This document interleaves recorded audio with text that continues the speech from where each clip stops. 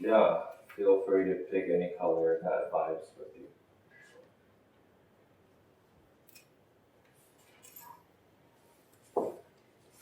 Name.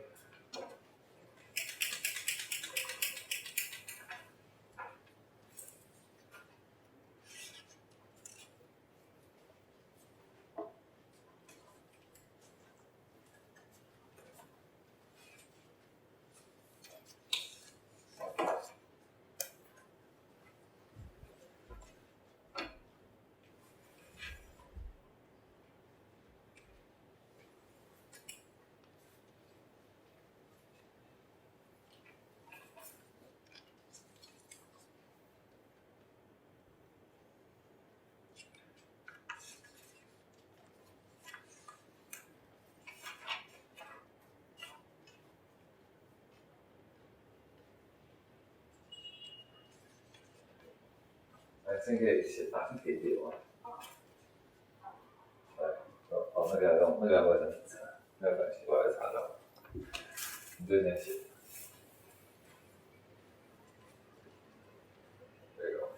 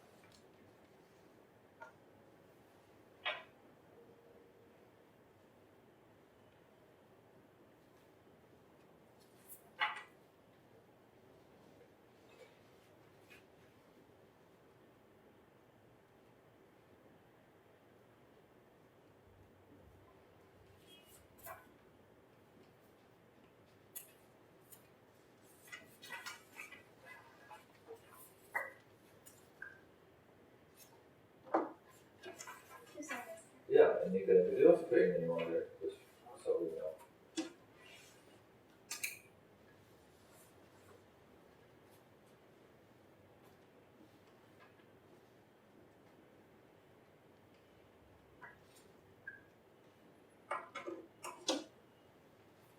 What about the boys? You guys find anything? One. Okay.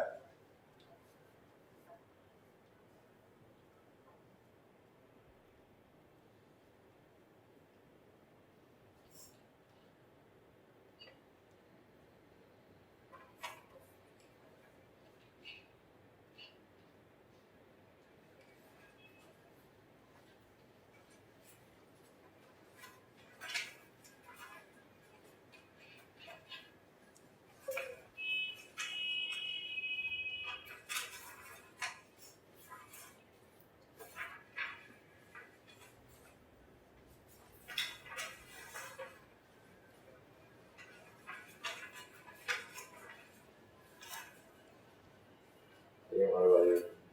You find anything? I found one. Okay, go ahead and write that down. And think about the other one.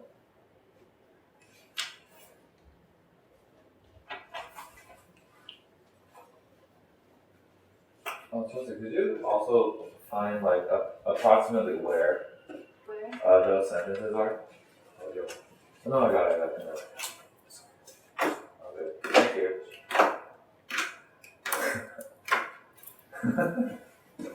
Does that work on the whiteboard? Yeah, those are darker. Yeah. Okay. Gotcha.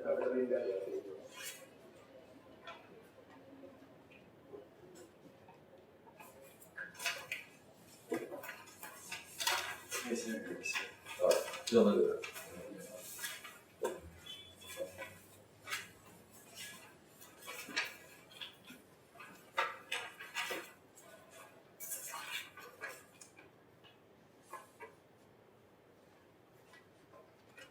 You got anything? No, nothing, none at all. What about the sentence you hate the most?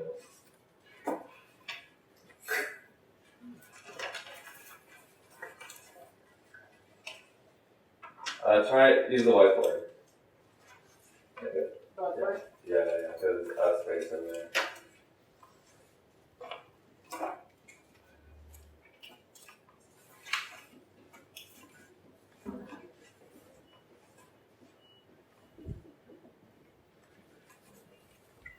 Oh, use these. Thank you.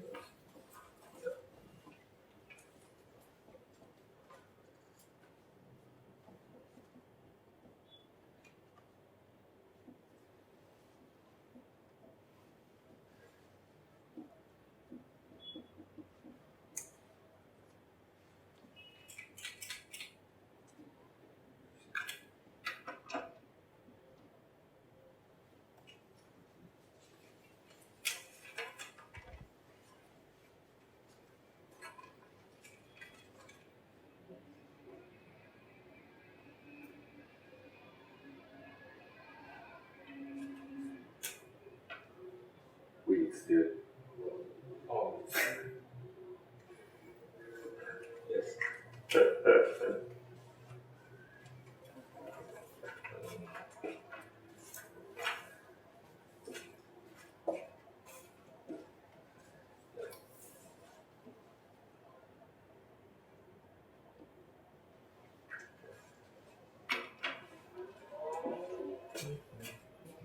What page is that on?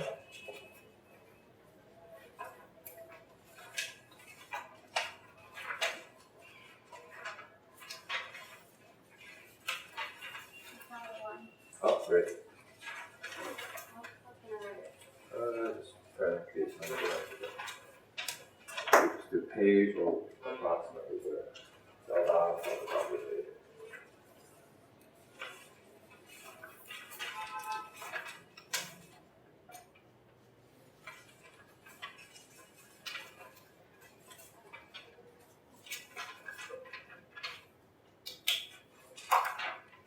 Great, thanks.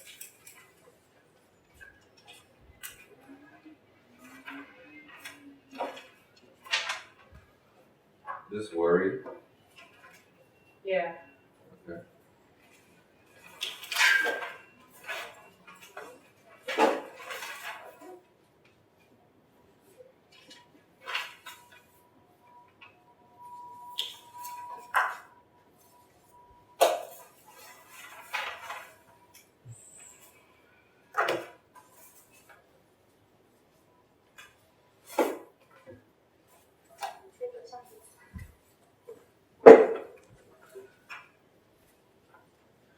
Good.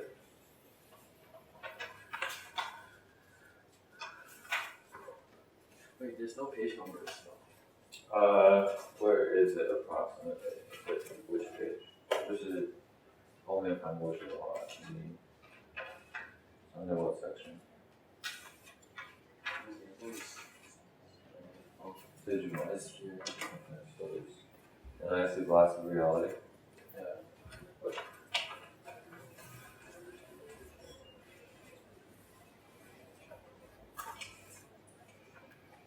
Good.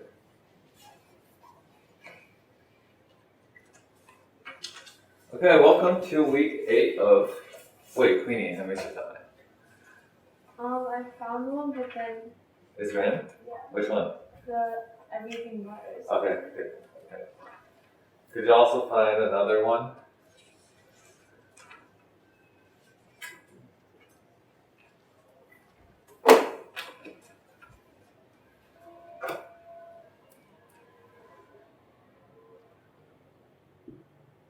So I actually wanted to start today with just a lot of the readings that we've done to kind of take us back into these past readings and just think about, like what are the overlapping themes and just make more connections before we finish this, semester of readings. So let's actually start with Maxine's quote. Maxine, could you read us the first one? Those walk most slowly in the paths of virtue and sane wisdom who take least thought for the world. Those walk most truly in the paths of virtue and sane wisdom who take least thought for the morrow. Let's think about what are some of the themes that we can draw from this quote. I want us to be able to abstract, right? To be able to extort themes throughout all these quotes. That's how we make connections, right? What is this quote talking about? This is page 161 in Points of Living. Yeah. I like the pages. Oh, backwards? Oh, okay. This is page. Oh, there we go. Vice versa. Okay.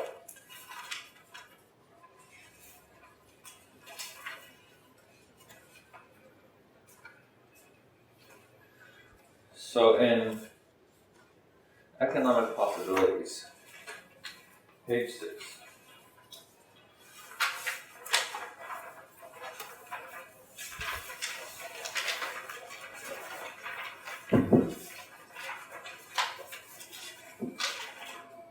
At the very bottom of page 6. I see us free, therefore, to return to some of the most sure and certain principles of religion and tradition. Virtue, that avarice is a vice, that the exaction of usury is a misdemeanor, and the love of money is detestable. That those walk most truly in the paths of virtue and sane wisdom who take least thought for the morrow. We shall once more value ends above means and prefer the good to the useful. We shall honor those who can teach us how to pluck the hour and the day virtuously and well, the delightful people who are capable of taking direct enjoyment in things, the lilies of the fields who toil not, neither do they spin. What are similarities or overlaps with the rest of the readings that we've done? Themes, ideas, parallels that you see in this piece.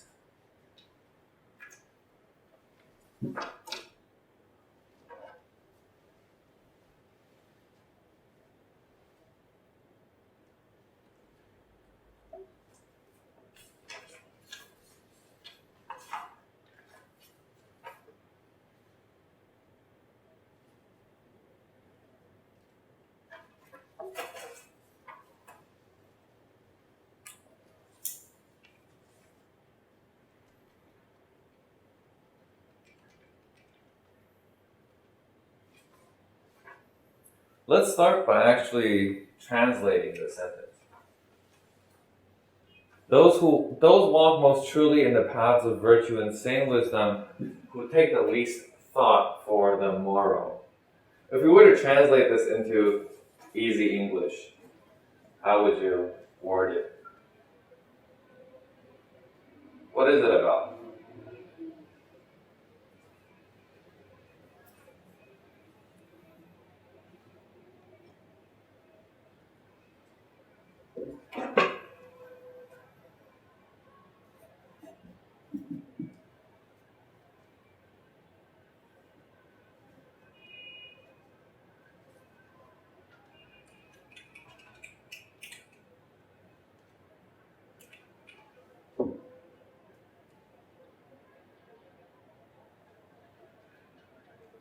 What does it mean by walking here, according to Keynes?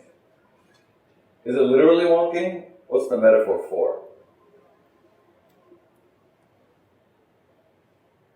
In other words, can we replace walk with another word? That would still make sense.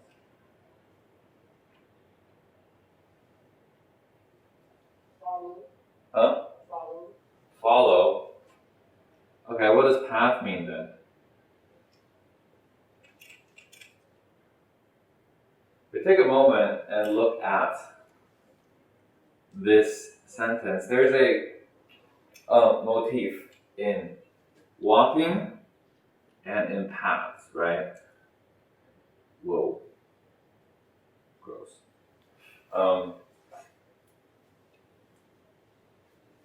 There's a certain kind of motif going on here. One is being walking and one being path, right? This is the metaphor or analogy that is being used. Oh my God, what is going on? Used right here, right?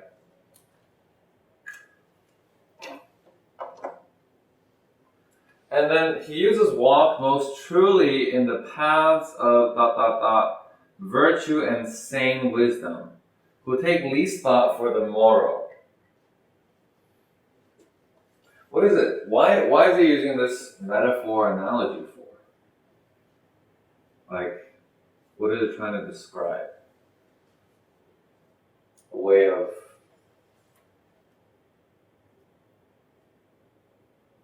Maxine? A way of living. Good, exactly. This quote is about a way of living. And he uses the analogy of walking in paths to describe what it means to have good virtue and having sane wisdom.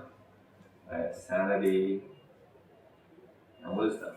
Who take least thought, who do not worry about the future. Right? So put another way, those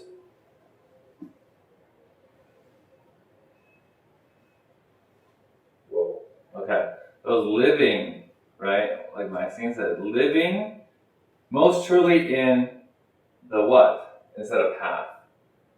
What can we use?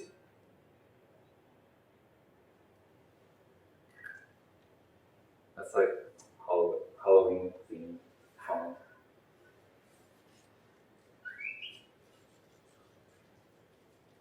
Those living most truly in the what? If you were to write a sentence using living instead of walking. Present. There we go. In the present. That's it. So, let's take a moment to look at the way a sentence is written. Those living most truly in the present, right, about virtue and sanity and wisdom, are those that do not worry about the future. Let me write that down again.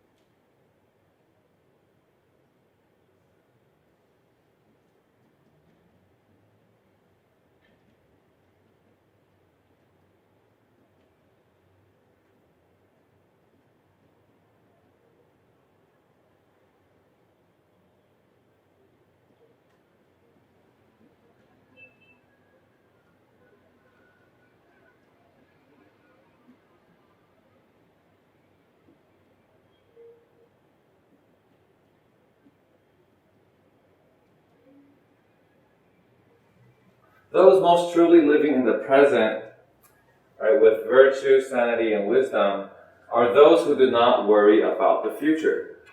Notice how they're the exact same meaning. It's just that this sentence is just what it is, right? But this sentence has a bit more flavor or color because of the analogy, right? Paths and walking, it creates a certain kind of illustration or imagery in our minds. Which is why certain writings, you feel like it's a lot more colorful or vibrant. In the same way how, Lingyutang or heretics, these authors are especially good with their metaphors, right? Using these minor analogies to create more imagery. Now, what are some themes here? What is it about? Obviously, virtue, wisdom, the art of living, right? These are all themes that we cover right? And in other words, do not worry about the future, which is living in the present. Right? These are themes. And the moment we can extract themes like this,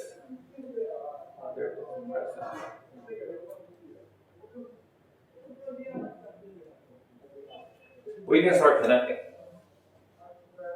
Right?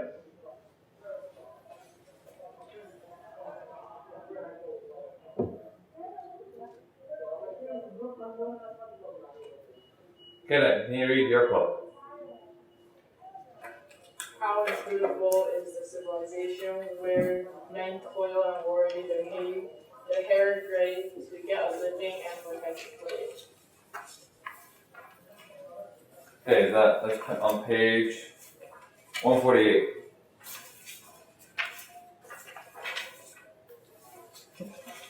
Yeah, last sentence of that section.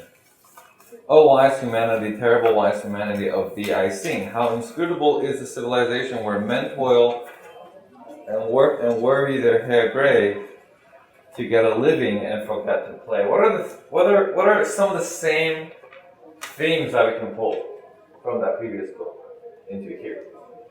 Way of living. A way of living, okay. Why don't you write it this time? Oh my god. Tabs are messed up.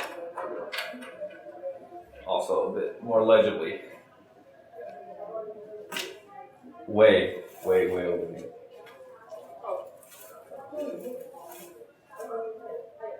Thanks. What else? Shout it out. Chelsea? Can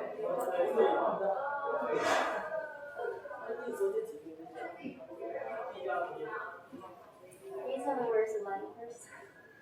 Sorry? Can you tell me where's the line? 148 on the right. So you see the Chinese theory of leisure, that's chapter 2, right? It's right above it. It's the last sentence of section 1. Oh.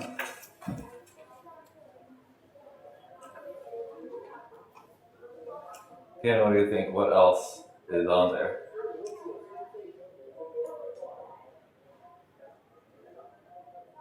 This sentence is written in what kind of tone? Mocking. Mocking, right? It's ironic. It's sarcasm. So can you also write that down for us? Sarcasm. And what is he mocking though? A way of living. In order to highlight what? That our way of living is bad, also absurd, right? A kind of insanity. Which is the flip side of that theme that we pulled out. Living in the present, virtue, sanity, and wisdom. Right? So here, we can also put on the board sanity, right?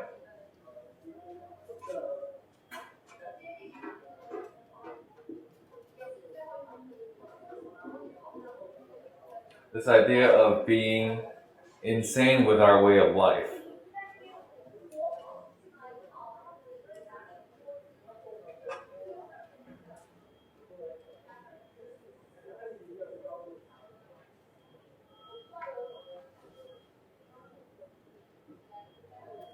Okay, anything else?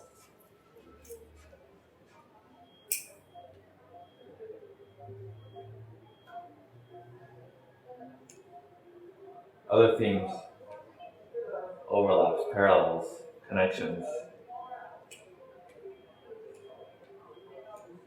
Efficiency? Huh? Efficiency. Like, men are so worried about being about their limited time, so they have to finish everything. No. Good. Let's write that on. Efficiency? Is that what you said? Yes. Okay, good. Let's put that on. That's another theme. Is that how you spell it? Yeah. It'll be a bit more obvious as we cover other quotes. Efficiency. In the way we toil and worry, right? In the way that our civilization is all about efficiency. Toil and worry is another overlap. Can you underline those words for us?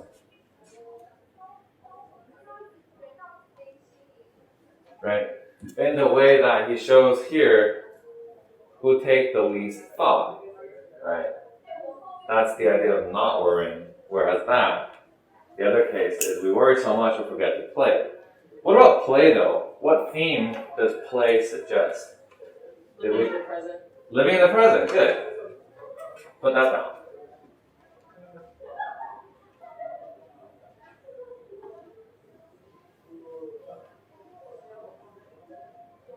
Good, thank you. And you can grab a seat. Let me cover the rest. Okay, so here we can start to do more like secondary connections, right? If play and living in the present is connected, it suggests another third theme, which is having fun, right? Fun is enjoyment. That's another theme that we can start talking about or thinking about. Efficiency connects with civilization, right?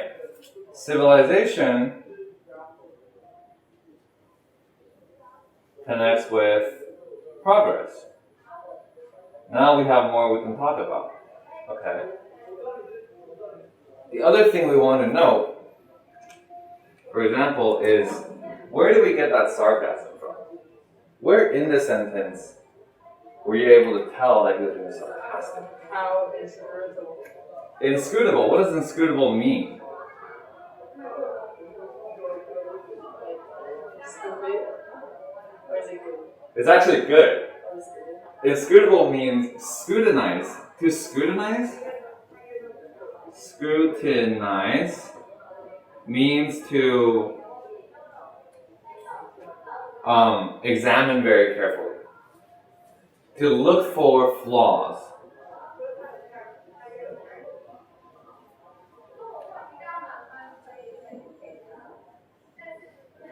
So if you are inscrutable, it means it's impossible to find any flaws.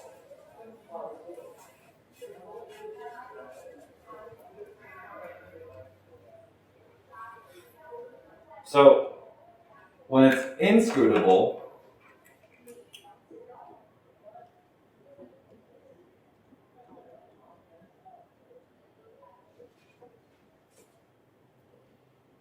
right? He's saying that there's no flaws to be found here. How inscrutable is the civilization? How flawless and perfect is the civilization where, and then he follows up with obviously not perfect way of living, right? That's where this sarcasm or irony comes from. Is he uses a word and then says something that's totally opposite of what that word is supposed to mean, right? That's how you create sarcasm. Literally, this is how sarcasm is created. The underlying mechanism.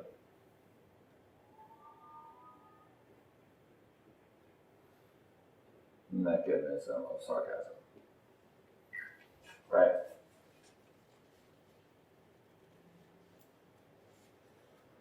Good.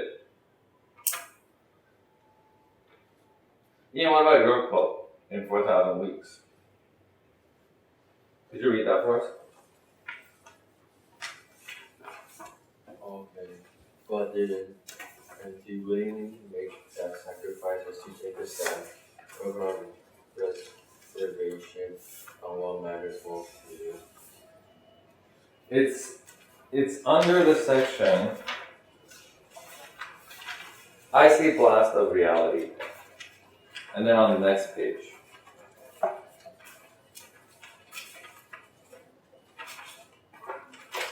Why did you like this quote?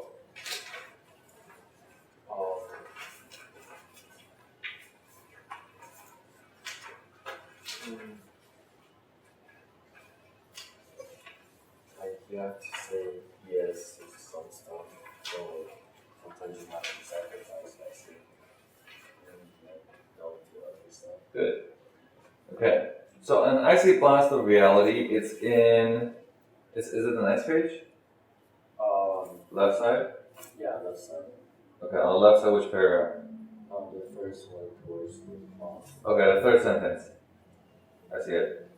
It also means resisting the seductive temptations to keep your options open, which is really just another way of trying to feel in control.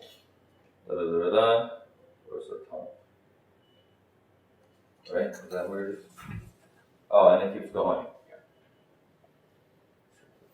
Every decision to use a portion of time on anything represents the sacrifice of all the other ways in which you could have spent that time, but didn't. So you actually missed out on a very important first half of the sentence.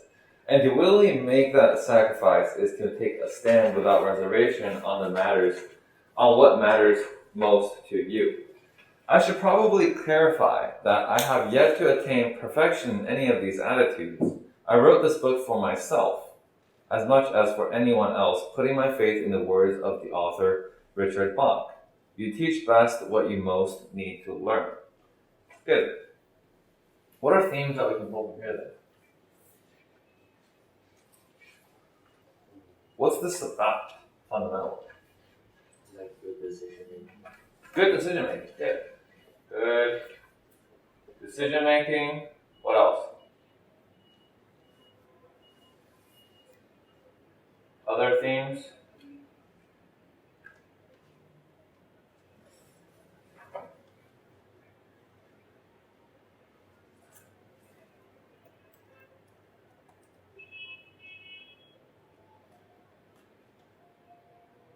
Good decision making leads to what? Doing like what you like. Doing what you like.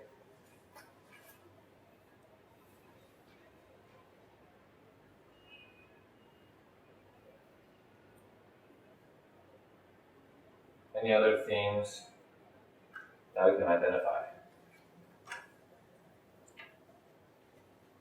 Queenie, what do you think?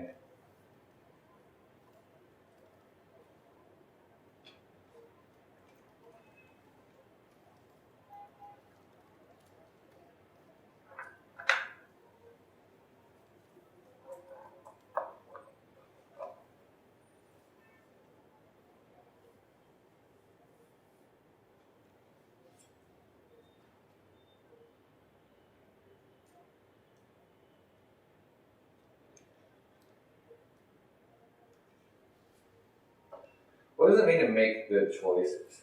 Like, if good decision making is about making good choices, what makes a choice good?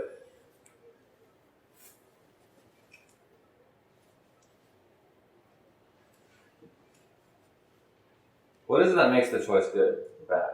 Benefits you. Benefits you. And if you do that for a long time, what do you end up with?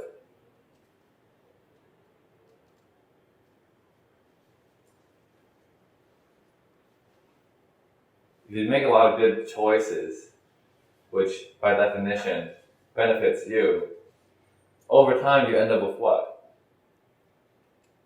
Good decision making. Well, good decision making leads to things that benefit you, leads to,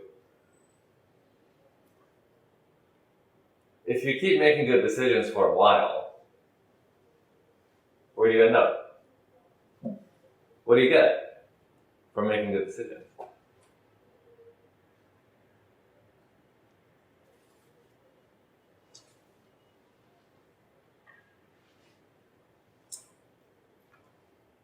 You get a good job, good time, good things to enjoy, which can be summarized into what? A good what? A good life. There you go. So good decision making leads to a good life, right? Which from here we can find the connections,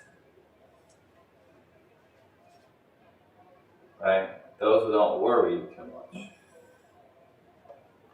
And another really big idea here is that choice or choosing, right?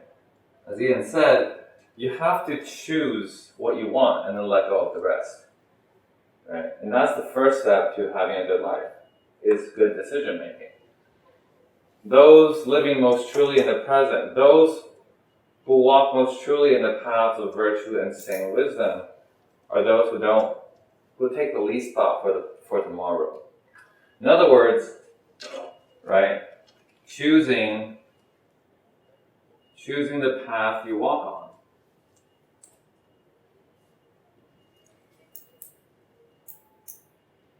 on. Right? You're not just going to wake up one day and find yourself on the right path. It's a choice to be made.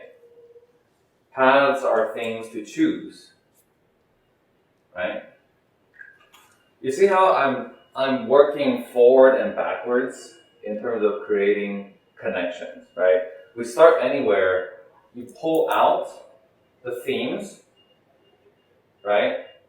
And then you start looking here, and then, oh, there's one that's really clear here, which is choosing or choice, which wasn't so clear here. But then I can then work backwards, back onto the original sentence, and then adding the idea of choice back into that quote about sane living, right?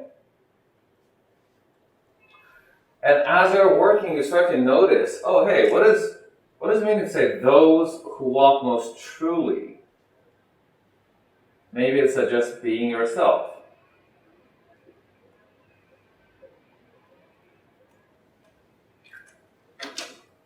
Right? All of this is by inference, by suggestion. Being yourself is, again, this idea, making choices. Good life is being yourself. Right? Having fun, play, being yourself.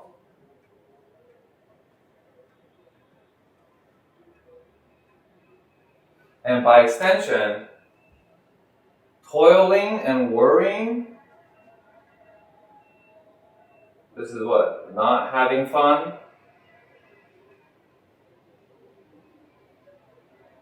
And not being yourself, right?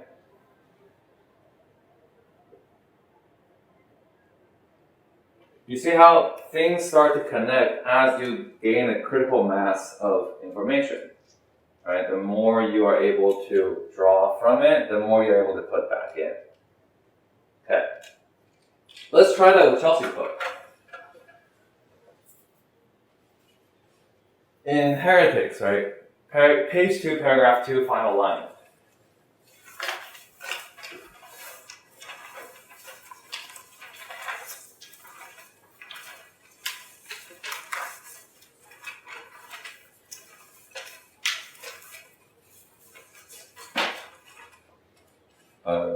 Paragraph. On page 2, the top paragraph, final line.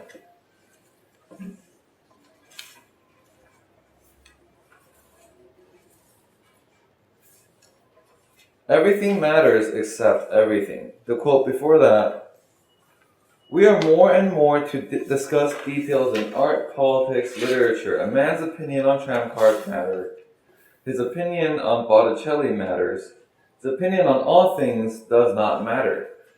He may turn over and explore a million objects, but he must not find that strange object, universe. For if he does, he will have a religion and be lost. Everything matters except everything. Chelsea, why did you choose this quote?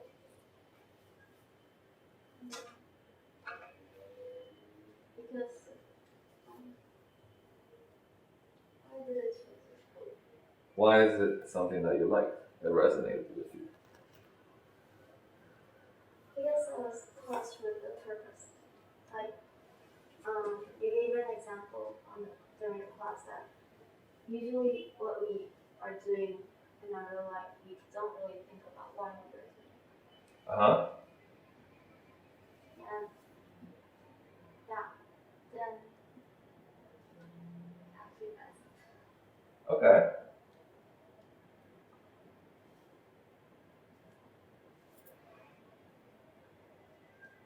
Queenie, what about you?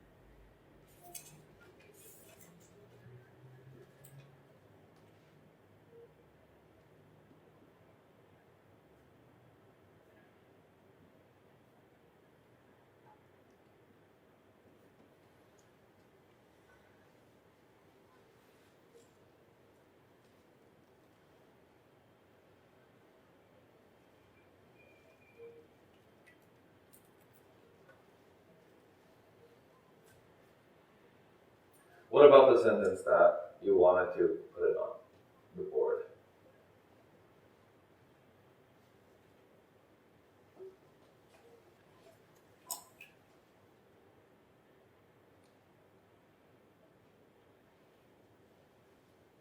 It like summarizes the paragraph about freedom.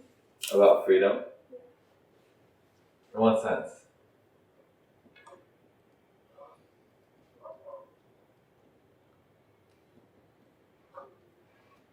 Like how they think, how people think. Good, okay. How people think. Good. So, Chelsea said that we don't put much thought into the things that we do in our lives, right? The important things for our living and how people think. How people think connects to what themes here? Way of life. Way of life. Exactly. Good life, right? Living in the present. Freedom, likewise, connects back here, living in the present, right? Being free is a good life, right? Being yourself is about being free. And here, the important things in life. What? Right over there. Virtue, sanity, wisdom, blah, blah, blah, blah, blah. Right?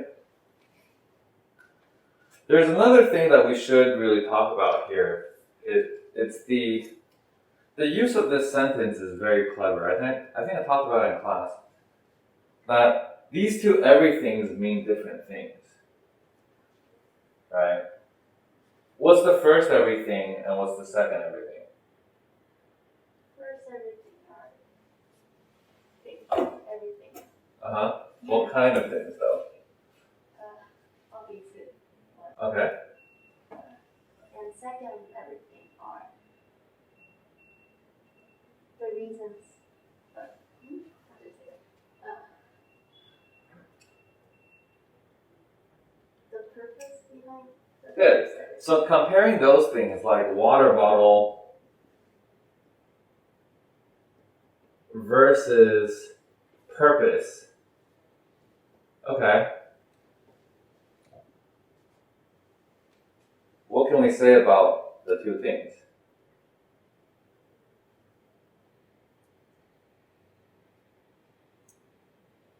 Which one has more significance? Obviously, it's these kind of things, right? And then this is not important, right? Little, small things. This is life, right? Very important. So, once you can get to this level, right, then you can bring these themes, these ideas back in here and say, this is about, right, the most important things. Thing in life. And then here, this everything is just about the little, like all the little things. Does that make sense? Right? So the process of critical thinking and analysis is almost two-step, right? You first find a sentence that we're thinking of. Everything matters except everything. What's really interesting, okay, let's figure out why it's different. How do you explain it? Oh, intuitively I know that this everything is things like water bottle, right? That is not important, it's little, it's small things, and it's multiple, right? There's many of these little things.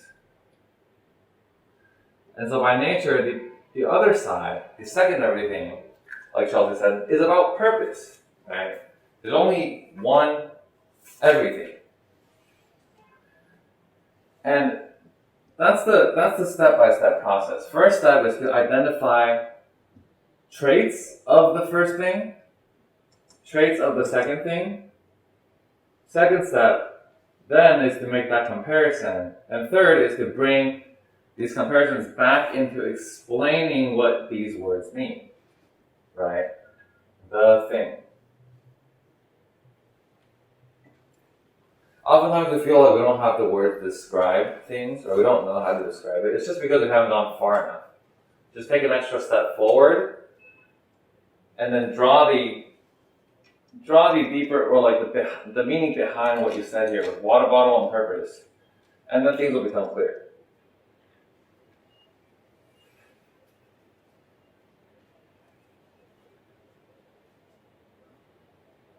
Okay. What about Maxine's other quote? In The Importance of Living, page 161. Could you read it for us?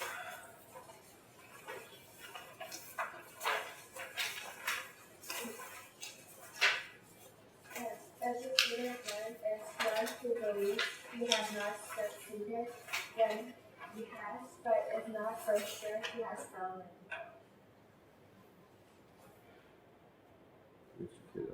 Sorry, where is that? Oh, 161.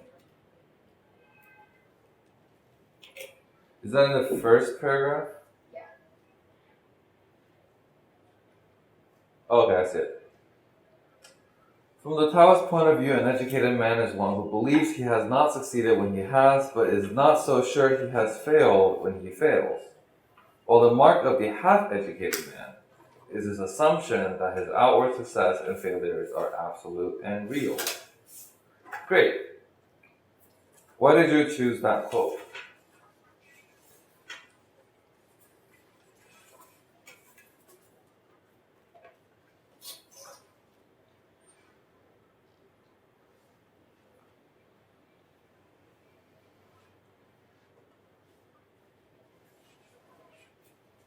What did you like about the quote? We have to be humble when we success Uh-huh. and not be discouraged when we fail.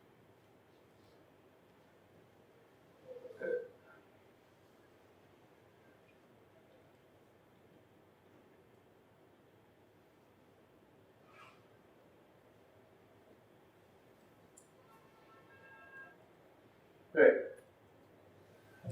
Perfect. And now the next thing we want to do is then connect with the cloud, right? The cloud of themes and ideas. How would you make these connections?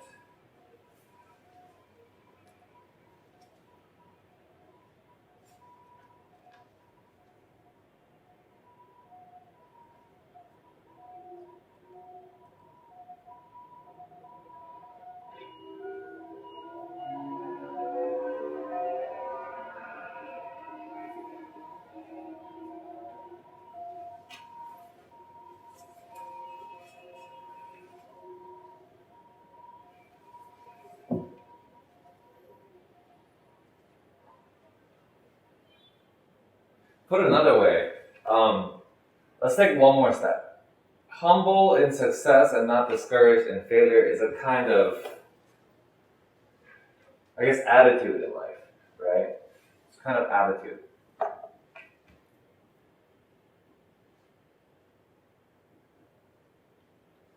Which leads to what theme that we've already established. Maxine.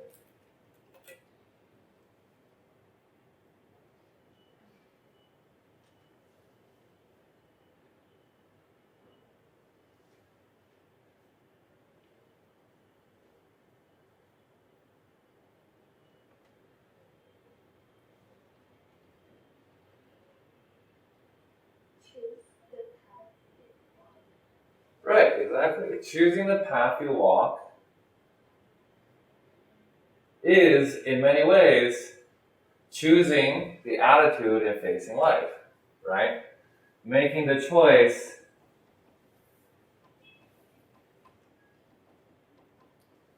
to be humble in our success and not discouraged, right? And that leads to a good life, right? Really cool. What are other themes that we can find here? Education, right? An educated man is one who believes he has not succeeded when he has, but is not so sure he has failed when he failed, right? This means what? True education. This quote has something about true education, and it has something about your attitude, right? So we can then make the inference that a good education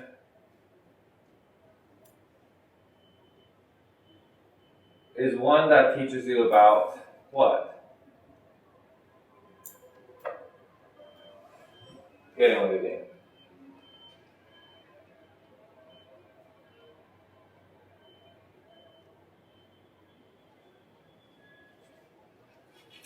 How to live life.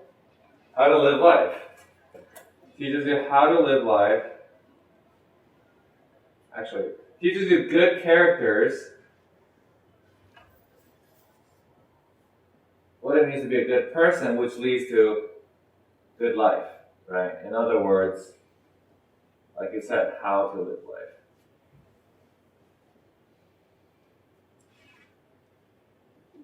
So again, what I'm doing here, right? It's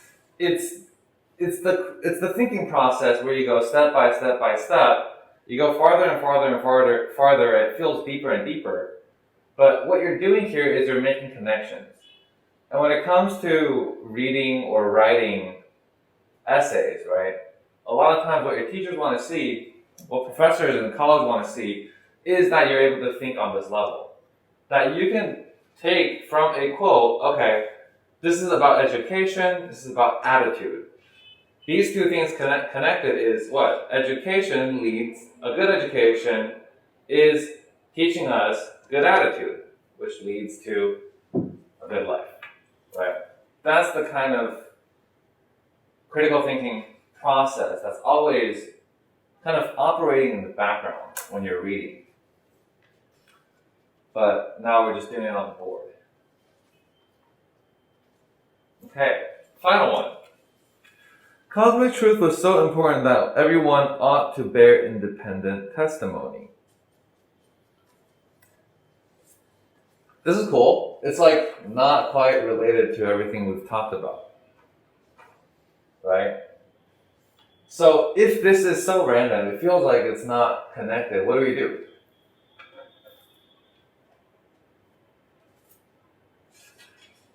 Where do you start? How do we go about making sense of this sentence in connection to what we've already done so far?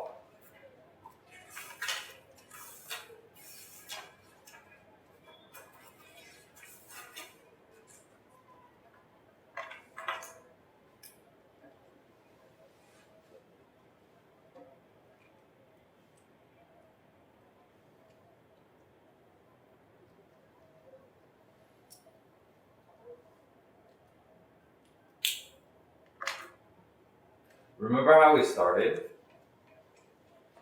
Break down the sentence. You break down the sentence, exactly. If you don't know how to get from here to here, then let's start from here and get to there, right? It's just like a road. You can walk this way or you can walk that way. If you don't know how to get there, we'll start there and make our way back. Let's break down the sentence then. What are we going to get from breaking down the sentence? Cosmic truth was so important that everyone ought to bear independent testimony. This is from Heretics.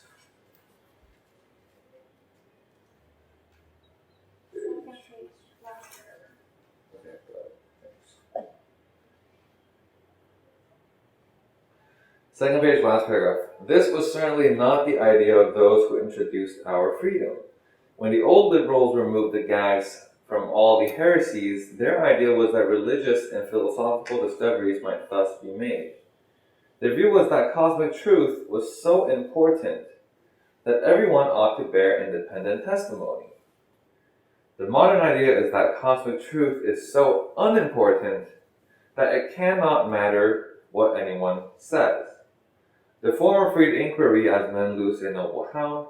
The latter frees inquiry as men fling back into the sea a fish unfit for eating. Again, just notice the analogies, right? The colors in his writing comes from those analogies or metaphors. But that aside, what are some themes or key ideas that we can draw here? And how do we decompose a sentence? What are ways we can do that to help us understand what he's trying to say?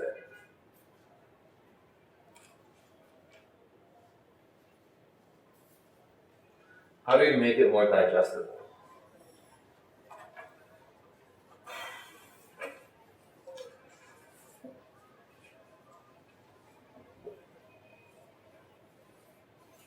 What are some big words in here that we can make easier? Cosmic. Okay, how do we make it easier? Well, we could replace the words. Universal. Exactly. Okay, what are other big words that we should replace?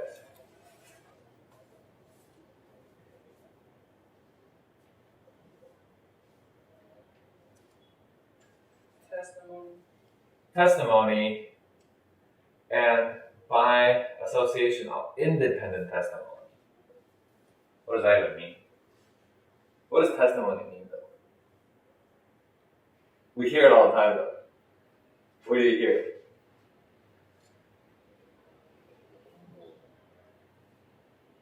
What do you usually hear, like, someone using the word testimony? On a website buying a product, and you have someone like, what people are saying.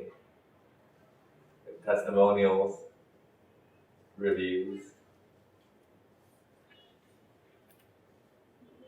Universal truth was so important that everyone ought to bear independent testimony. I would also highlight bear. What does it mean to bear?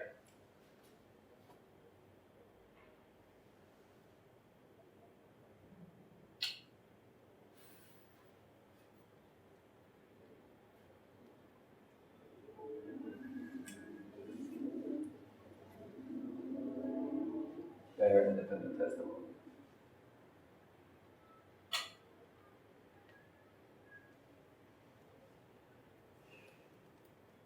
What does it even mean, like, testimony?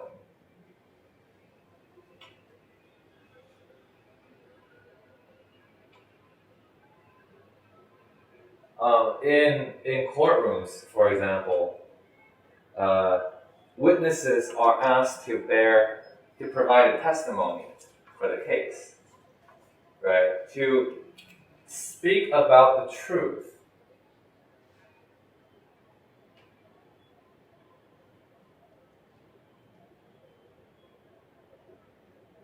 Or give account of what is the truth. Testimony, to give a testimonial. Let me see how Google actually explains that.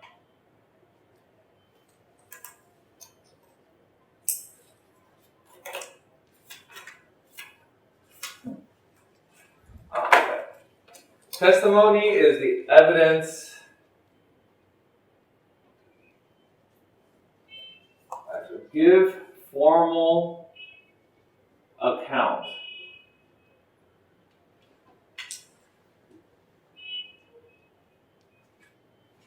Evidence or proof.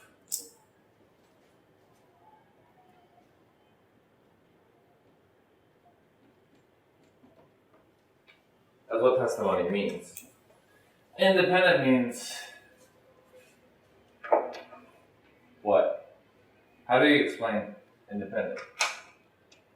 By yourself. By yourself, right? So by yourself And then what does bear mean? Hold. Okay, good. Hold. So, universal truth was so important that everyone ought means what?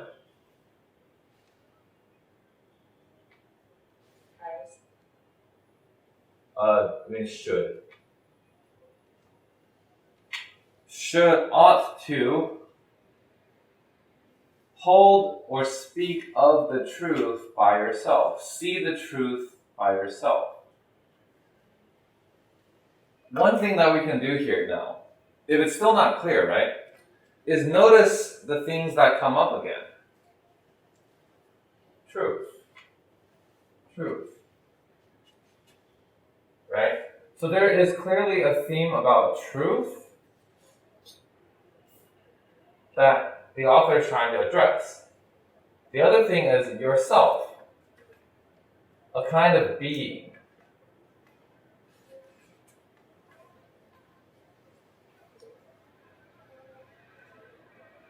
Right? Specifically in upholding the truth and not just being universal. Right? So now that suddenly we're talking about a way of being, well, isn't that again attitude? Being yourself? Making this kind of choice of upholding the truth?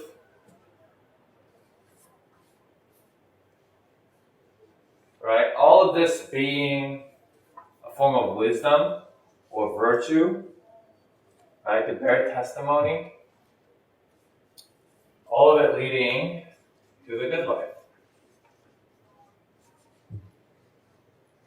So slowly, even if sentences seem really out there or hard to understand, we can make connections, right? Find our way back by starting with breakdowns. Now, if you're given a sentence like this on an exam, like, please explain what this means, cosmic truth was so important that everyone ought to bear independent testimony, the only way you can explain any sentence is with other words, right? So you need to find different words to fill in the gaps. What we're doing here is finding these various different words, like, universal truth, in other words, the thing that is right. And the thing that is right naturally will help you become virtuous and sane and have wisdom, right? And they are important that everyone should bear independent testimony. In other words, to live it out themselves, right? To embody or live out these qualities themselves. And in order to do that requires choice and choosing, right?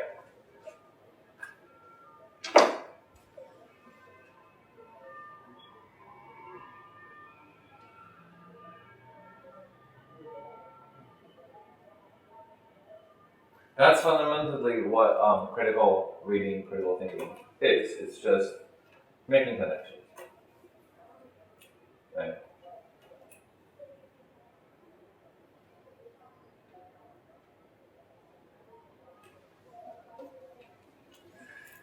Make connections. Even if it feels like a stretch, it's much better to make that connection anyway, and then cancel it if it's actually very wrong, right? Because you can always kind of force your way into things by thinking of slippery, slimy ways that you can connect the two things. And if you can make a reasonable argument, by all means.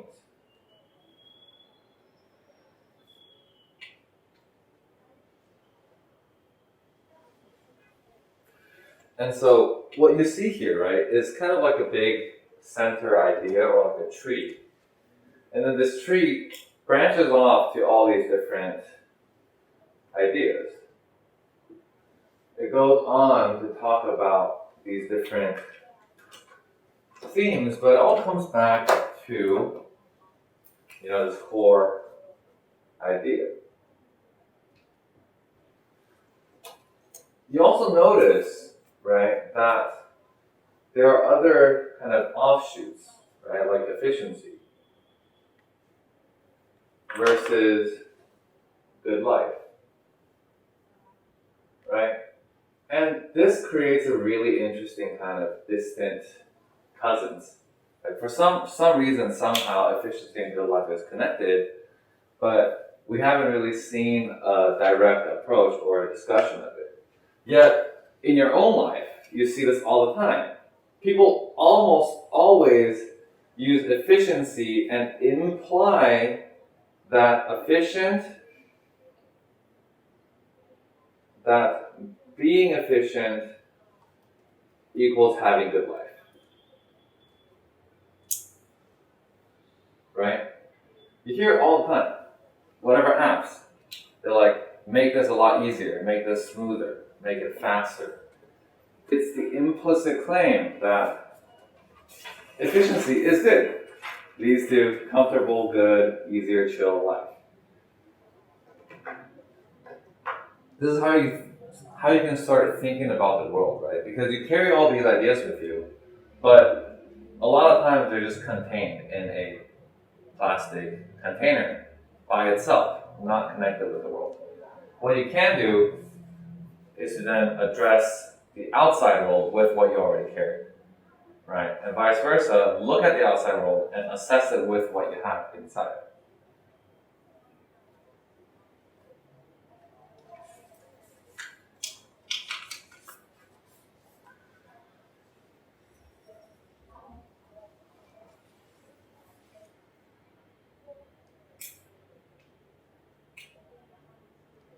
Now let's do a really interesting activity.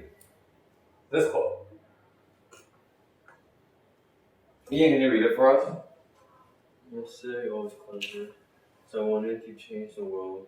Here I'm wise, but I'm changing myself. Right. Let's do the same thing that we did there, but with something we've never read before. How do we connect it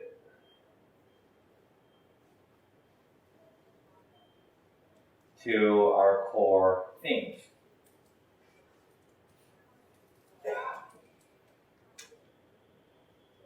Chelsea, you want to give it a shot?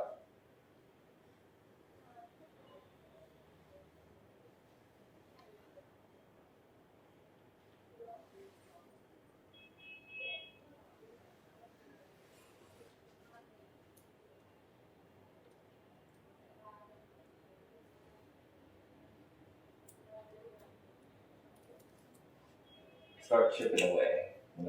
Throw things on the board. You don't have to try to get to the answer in one go.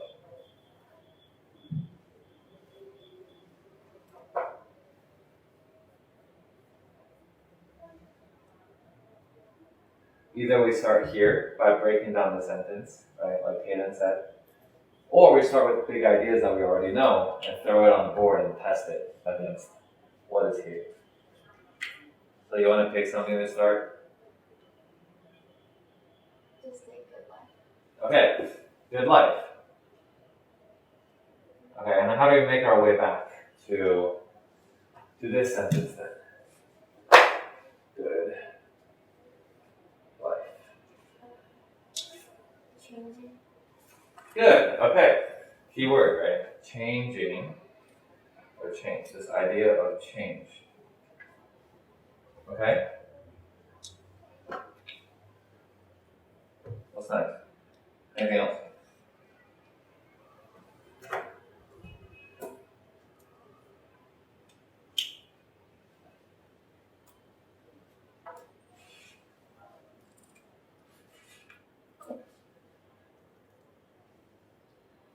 What's the yesterday and today for? That's a really good question.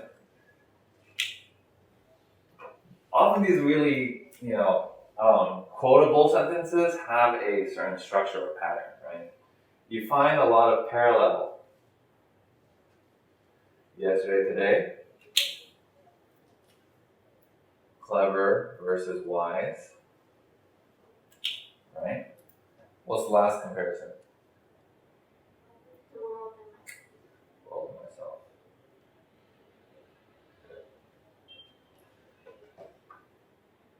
So what is it yesterday for? Past, which represents what?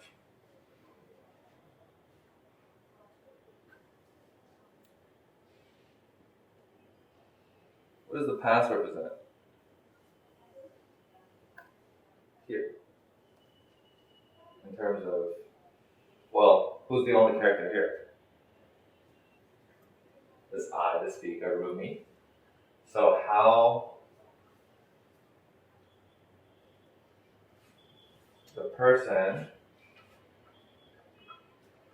used to think. Right? So what does today represent? Present, which represents How the person, right? The thinking now.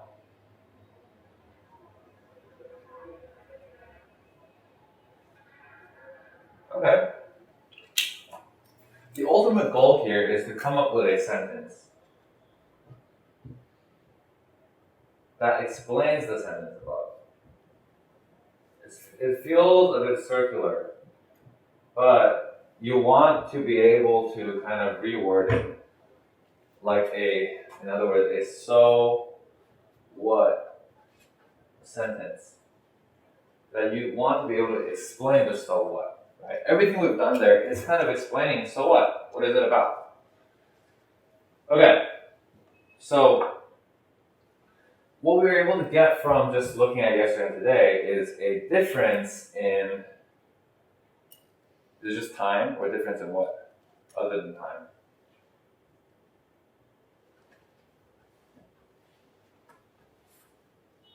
Difference in thinking. Good. Thinking, in other words, is perspective, right? Or view of the world. So notice what we're doing here, what you've done, is you're actually breaking down the sentence as you're working your way back, right? It's simultaneously happening. It's a parallel processing that's going on. Okay, so what kind of change happened here? Perspective change. There we go. So we're almost there. Perspective change. Somehow perspective change leads to good life. Right? Now we're like, it's already getting much clearer. We can also start looking at the difference between clever versus wise.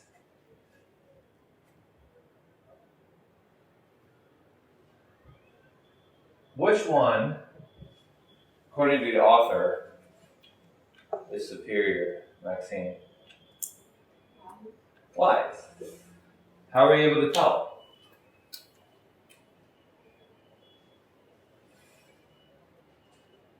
Because clever is the person in the past, and wise is like the way the person is now. Exactly. Right? It's really interesting how oftentimes we just know, like, clever versus well, without thinking, we intuitively can know that one is superior to the other. But when you're asked to explain it, suddenly it's like, I forget how I got there, right? It's like if you're tying a shoelace, you already know, you don't think about it. And suddenly you have to explain how to tie a shoelace, you can't, right? The job here, or the work here, is to practice explaining. Because that clears your thought, right? Especially oftentimes when you have flaws in your logical arguments, you won't be able to tell unless you can actually find the intermediary steps, right? It's kind of like oftentimes we go A, B, C, right?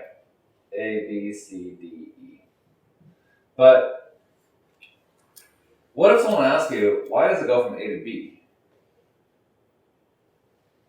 Like, what's in between A and B? Right? Or like, on a keyboard,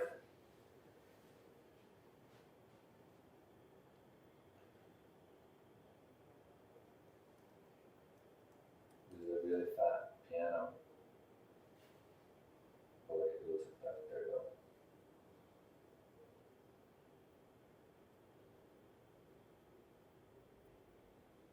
Yeah, something like that.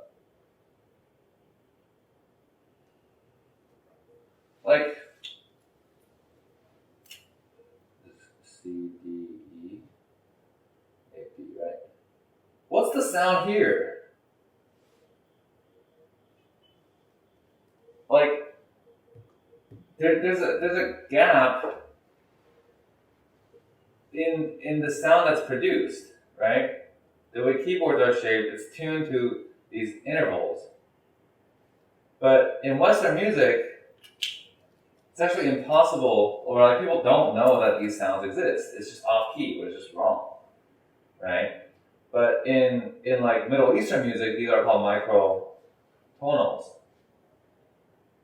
Notes between notes. What about letters between letters?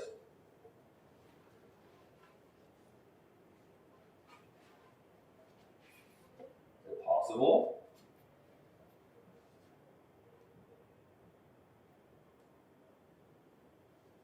It is possible once you start putting names for it, right? Like if you call it A prime, B prime, C prime, D prime, right? It's just often our thinking is limited from the very fact that we can't think between, these different gaps. Okay. Anyway, that was a detour. So, Maxine, you said, according to the author, that clever is not as good as wise because he went from the past to the present, right? So it implies that the change in perspective, which became better, went from past to present, clever to wise. What are other things that we can draw in terms of the difference between clever and the difference between wise? Why is it that there's a difference between these words? Like, isn't clever wise?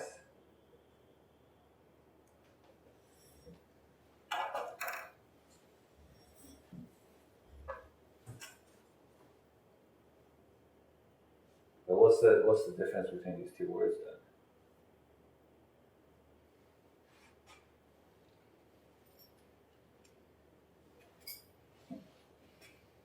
I think we've talked about wise before.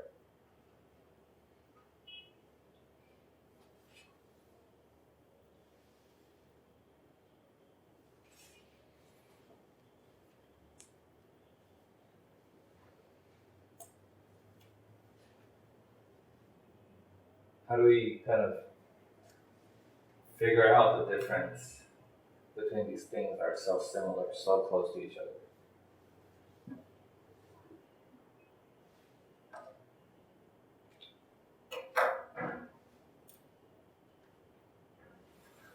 We can use examples that make it clear, right? Like men who toil and worry versus men who play, right? So suddenly, clever is like working hard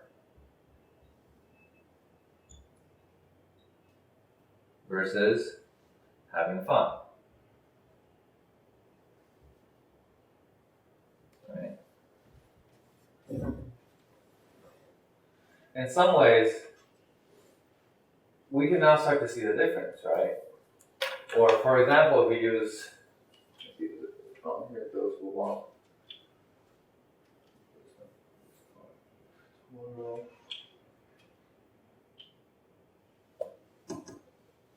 Everything matters except everything.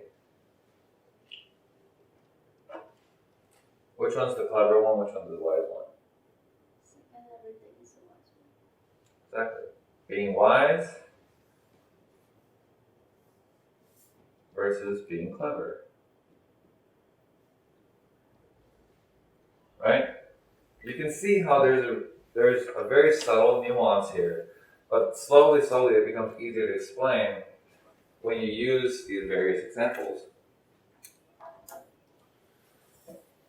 Then the last thing we can compare, right, is the world and myself. Or if anyone wants to take a go, like the so what sentence. What can we say about so what? Yesterday I was clever, so I wanted to change the world. Today I am wise, so I am changing myself. So what? What is he trying to say? Change yourself before you change the world. Good try, right? Change yourself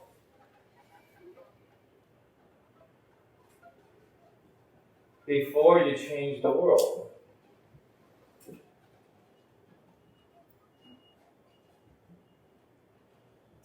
Is it on the mark though? Like, does it capture the meaning here? Something's amiss, right? Change yourself before you change the world. I would say the thing that's missing or not quite right is the before here. Could we replace before with another word? Get us closer. Or other words, other ways of description.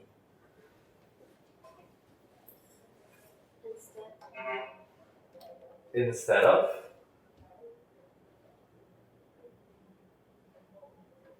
Closer, right? Change yourself instead of changing the world?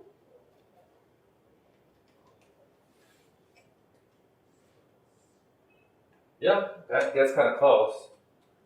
If you're thinking about change yourself instead of changing the world,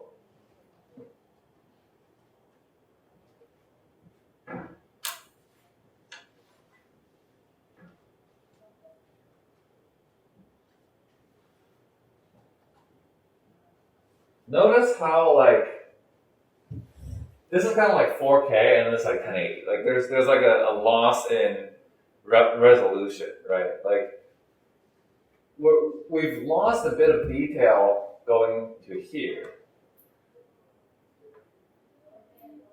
So we need to add a bit more. Change yourself instead of changing the world.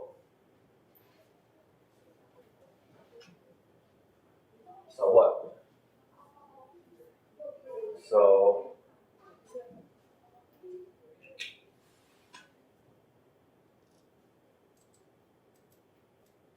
or because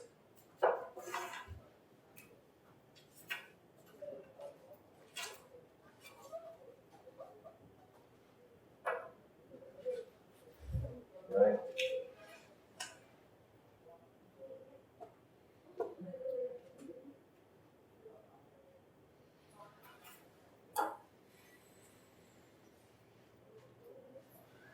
The other thing we can do here is think of, we'll make an inference here, like why did he change from yesterday to today? Why did it, what caused that change of perspective? We can start thinking why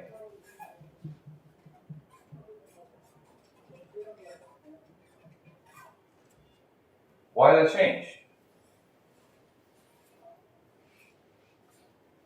Why is it wiser to change yourself rather than trying to change the world?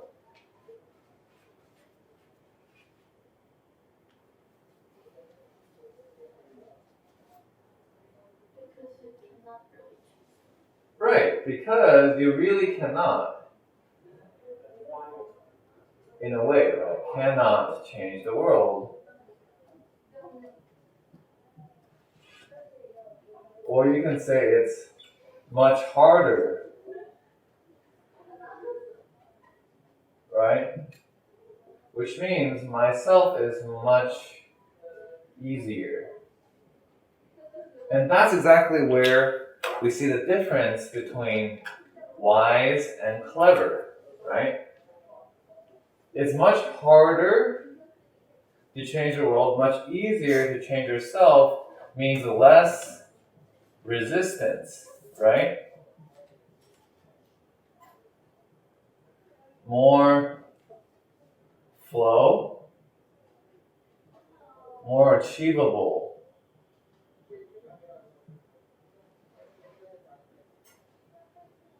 With less effort.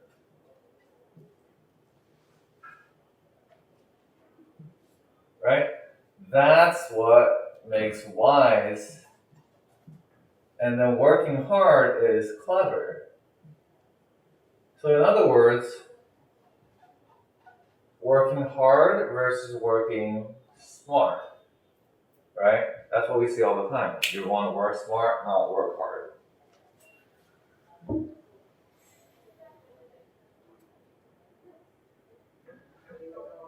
So somehow we need to get back to what Chelsea suggested, which is the good life. So the so what sentence, change yourself before you change the world, or change yourself instead of changing the world, because how do we connect good life into here somehow? Like, can we use stuff, good life, into this sentence? Into your sentence? Get a better life if you change yourself. Change yourself before you change the world. Okay. Get better life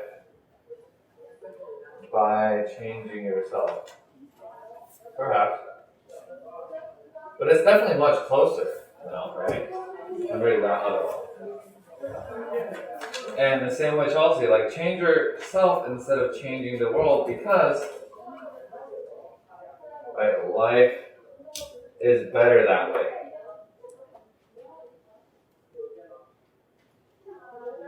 Now we're much closer to the original meaning. Right? The answer is the so what is much better. Right?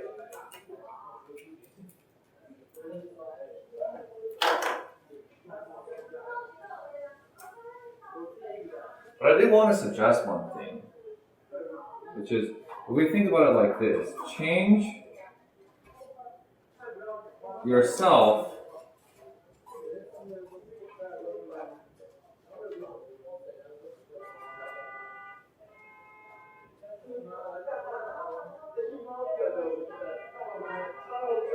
What if we think about it this way? Change yourself and you change the world.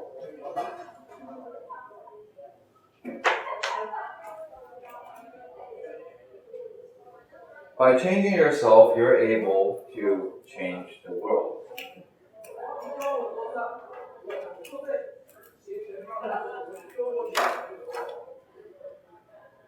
Maybe the world is how you view it. So changing how you view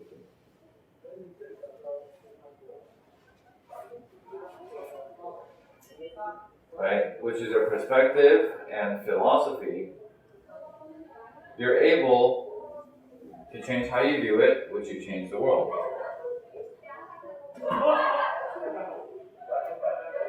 Right? If we think about wise and clever, right? Wise feels like you're being very flexible or making adjustments so things flow better. Clever is forcing your way to what you want, right? Forcing change. Flexible change.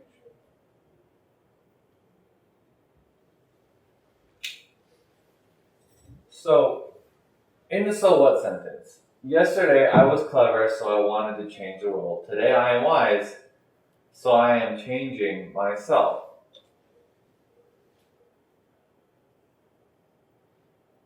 By changing yourself instead of changing the world, life is much better.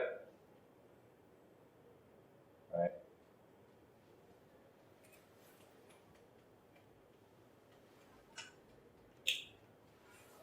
Good.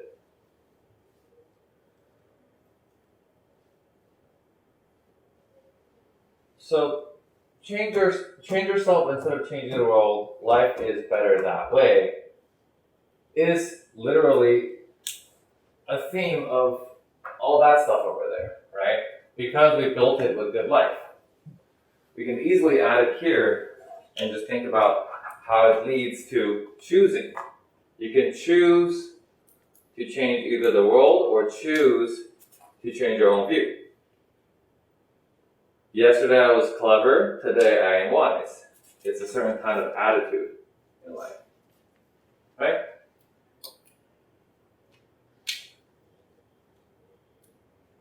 Again, trying to change the world versus changing yourself. One is more sane. The other is a little bit more insane.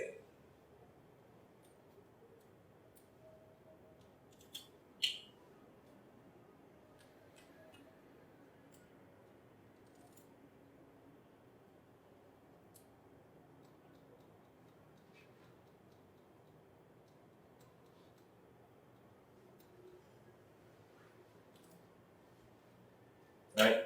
And, funny enough, we come into efficiency. Much more efficient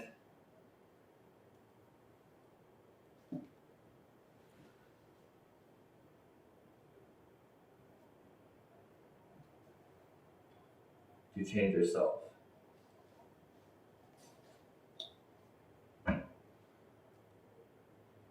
Right?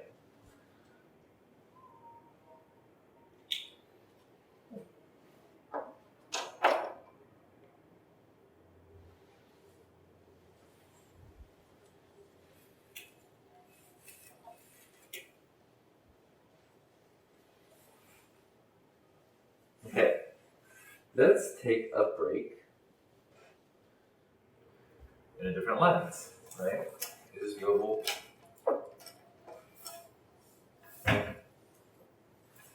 For example, right away, this quote, right before how I just changed the world.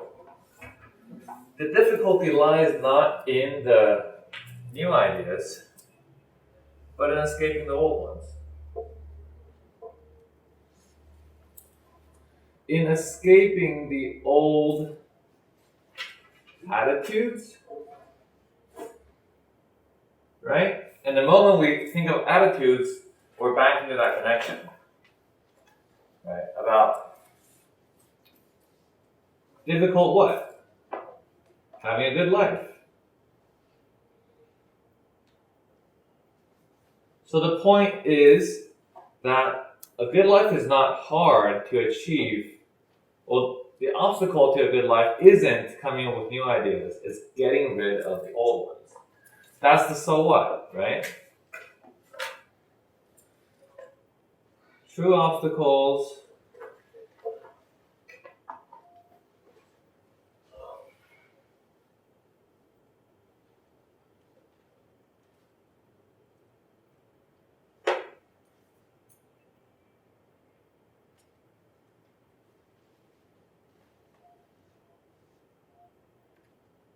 innovations, ideas,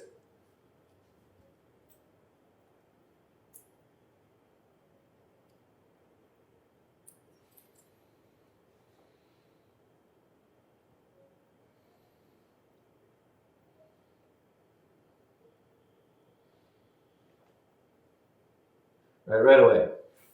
That's a translation of that quote.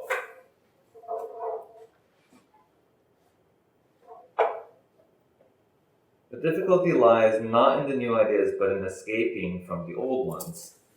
What does he mean? True obstacles in the good life is not coming up with new innovations. It's getting rid of wrong, old, outdated attitudes and perspectives. Right? Clear?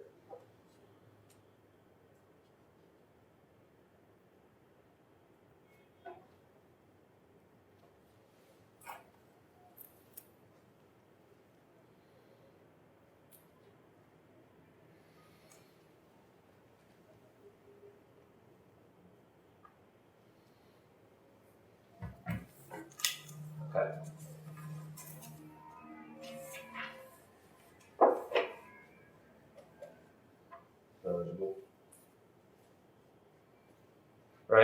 So immediately, right, everything we've done has helped us decipher this quote in about 2 seconds.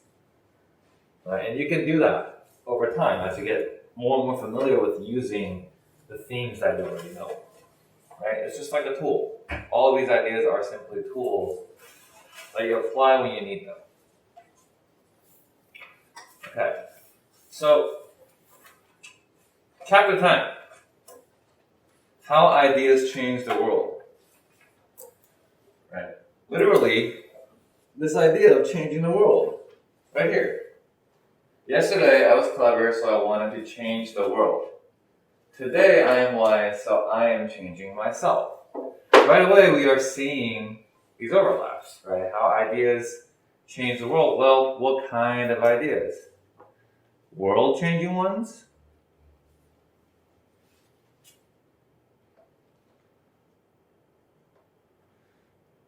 Or self-changing ones?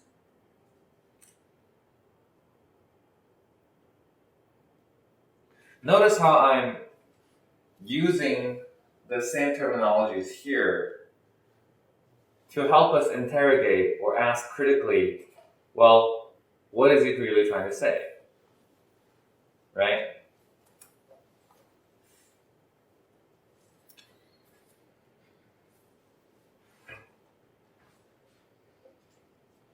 Okay.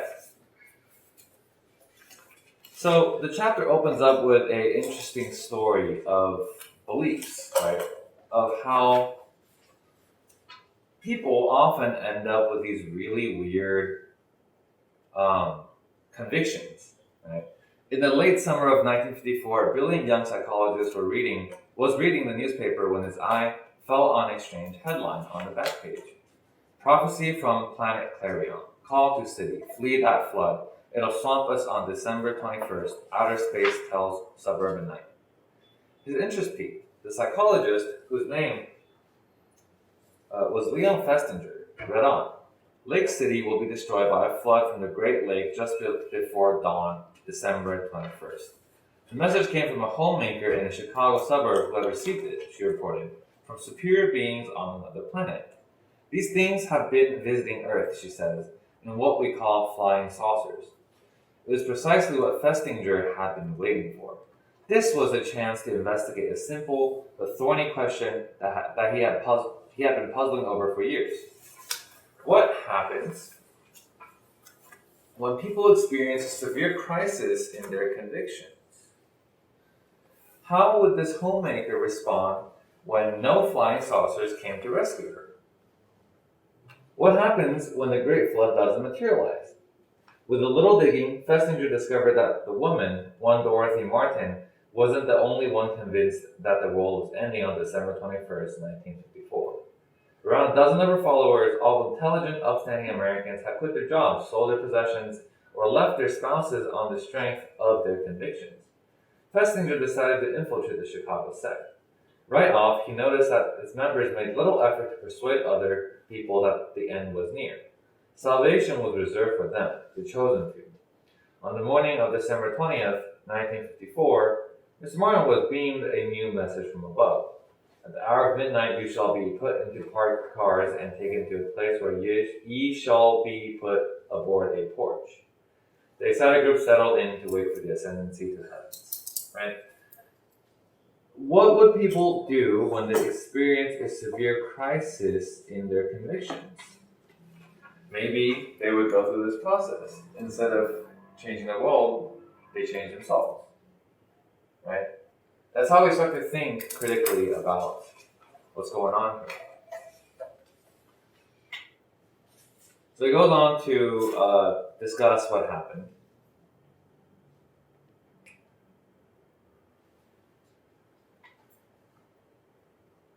Right. So the evening of December 20th, 1954, 11:15 p.m., Miss Martins receives a message telling the group to put on their coats and prepare.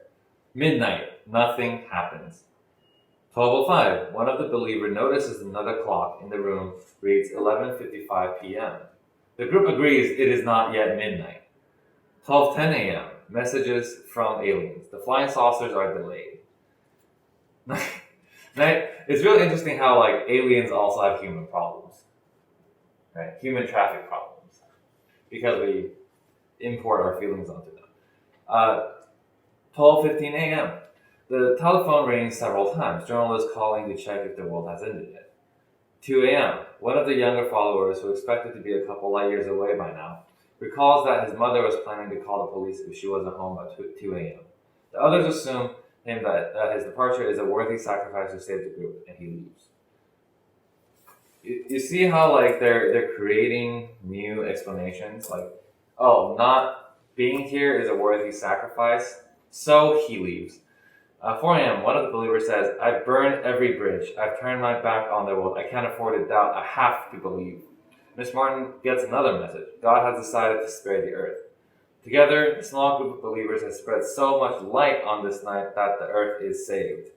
4:50 a.m. One last message from above. The aliens wanted the good news to be released immediately to the newspapers. Armed with this new mission, the believers inform all the local papers and radio stations before daybreak. Suddenly, somehow, they all figured out the way to go. Instead of changing the world, they managed to change themselves. Right? The irony, though, is that this is hardly the example of being wise.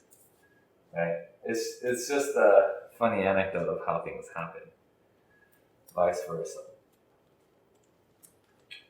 Okay.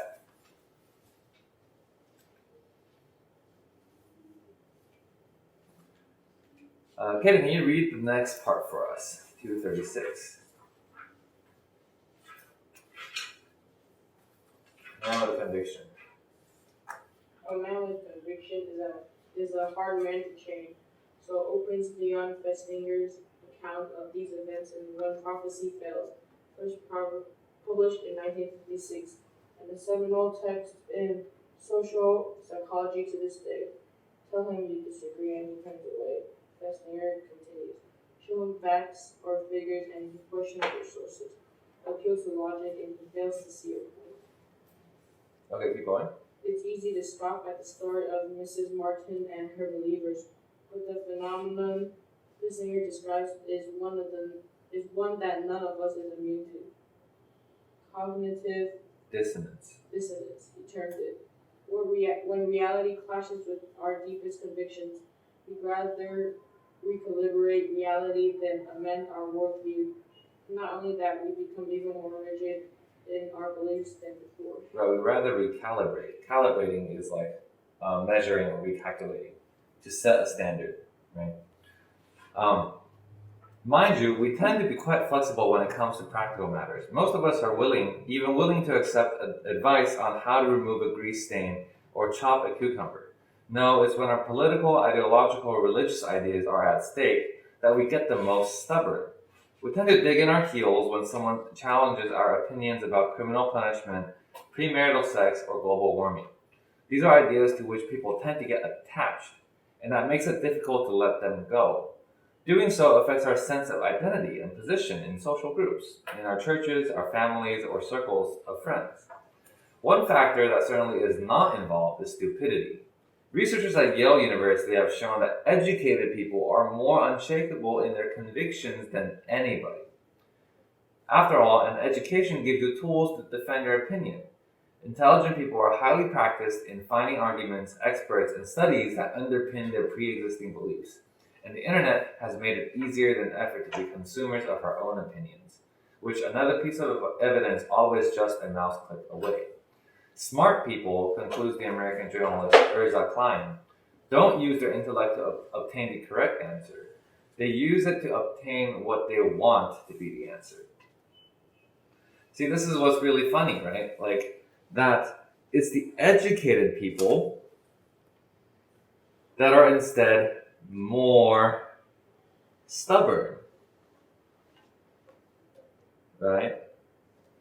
Which means they're less open-minded. The irony is that because you are educated, you have the tools to stay even less open-minded. You know how to defend your own position. The other word we can use here is clever, right? Because you're educated, Intelligent people are highly practiced in finding arguments, experts in studies that underpin their pre-existing beliefs. Being clever, knowing where to look, right, does not mean good for yourself, right? And obviously, we can take in all of these quotes that we have. Being clever doesn't mean good for yourself, right? You just make your life harder because you refuse to change yourself.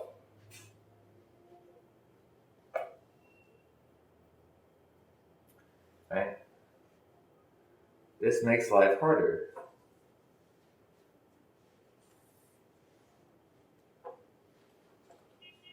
Because you're less likely to see reality.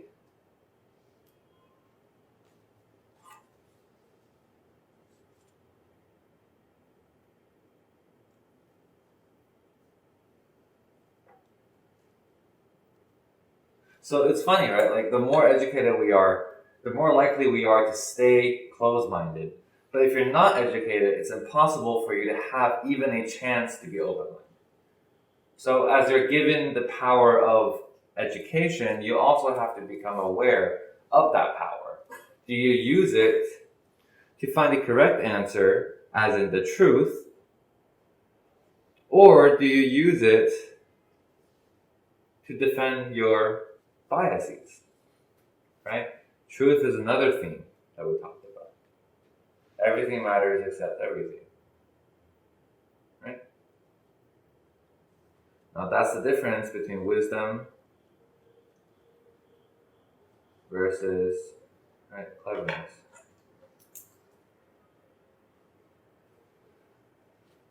So notice how we can literally stop pretty much at every sentence and go deep, right? That's what critical thinking fundamentally looks like. Okay. And then the next 2 pages, the author goes on to show how he himself, right, gets stuck in these positions. I have something to confess. In the course of writing the 6th chapter of this book, A 15-Hour Workweek, I stumbled across an article titled "Shorter Work Week May Not Increase Well-Being." There was a piece in the New York Times about South Korean study which claimed that a 10% shorter work week had not made employees happier. Blah, blah, blah, blah, blah. Right? And then the next page he says, to begin with, I have my doubts about the source. The Telegraph is a conservative newspaper, so how seriously should I take that article? Plus, there was that May in the New York Times headline. How conclusive were the study findings really? Even my stereotypes kicked in. Those South Koreans, they're such workaholics. They probably kept working off the clock even when they reported fewer hours. Moreover, happiness? How exactly do you measure that? Satisfied, I pushed the study aside. I convinced myself it couldn't be relevant, right? So even him as an author, as a historian, this is a, Sunday Times bestseller, goes through the same issue. It's a very human problem. And so we want to be very self-aware, right? And he goes on to talk about the power of an idea, right? And he talks about how research suggests the question is not, can new ideas defeat old ones? The question is, how? Research suggests that sudden shocks can work wonders, right? And I wrote here COVID. Because in the past, people are like, it's impossible. You have to come into the office for good work, right? But now it's like, the sudden shock means you can't come into the office. A new paradigm needs to be formed. Right? People have to accept it, and people do. So the question is how, right? It's not, can new ideas defeat old ones? It's how. And if we apply it to ourselves, right? It's not whether or not, the question is not, can you convince your parents of new ideas? The question is how, right? You have to figure out the right way to communicate with the parents that helps you, right? It's the how, not so much can or cannot. If you think you cannot, you won't even try. But if you realize you can, it's just you haven't figured out how, right? That's an example of this. Today I'm wise, I am changing myself, changing the way you communicate to your parents. The purpose or the goal is still the same, right? To convince them of something.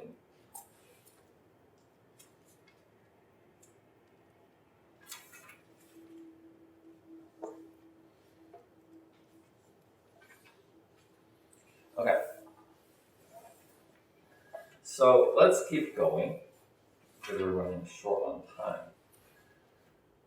There's a really interesting experiment by Professor, I think it's Ash. No, I remember Solomon Ash. Have you guys heard of this experiment? It's like they all sit in a room and there's a line here, and then there's like A, B, C, like this,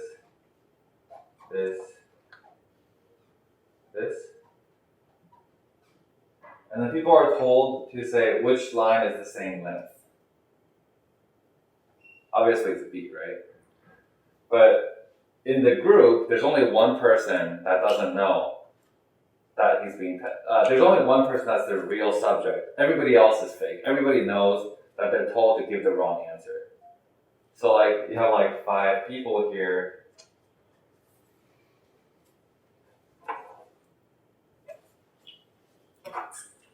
Except this one is the real guy, everybody else is fake.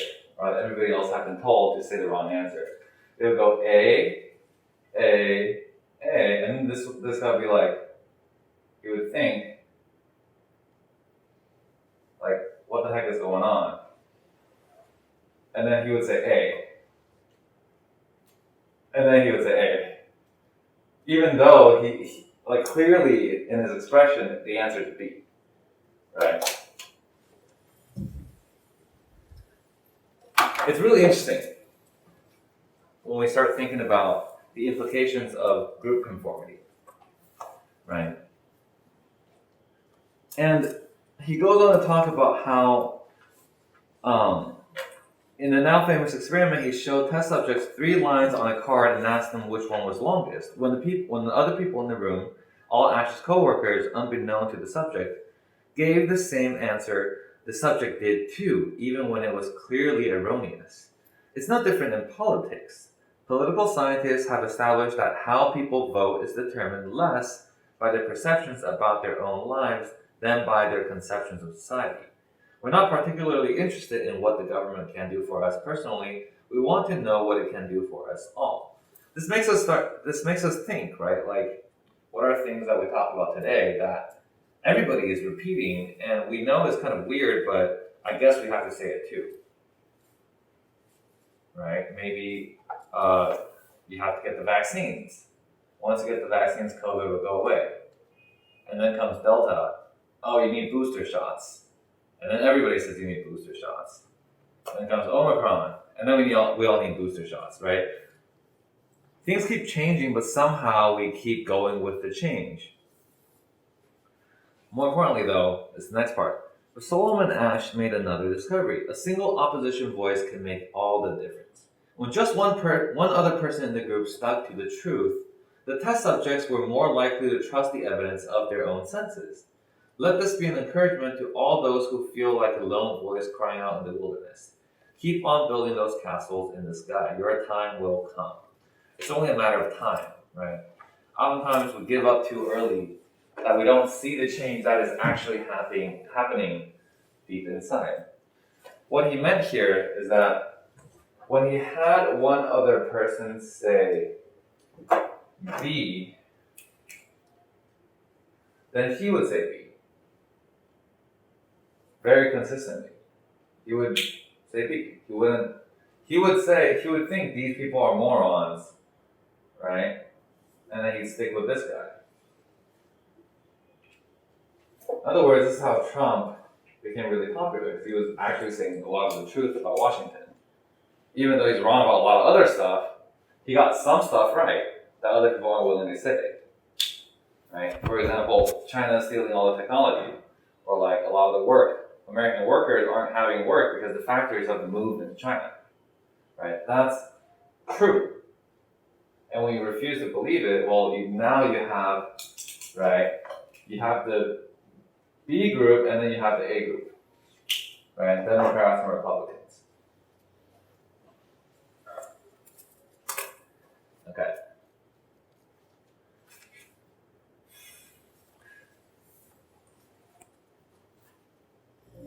So let's go to page 243.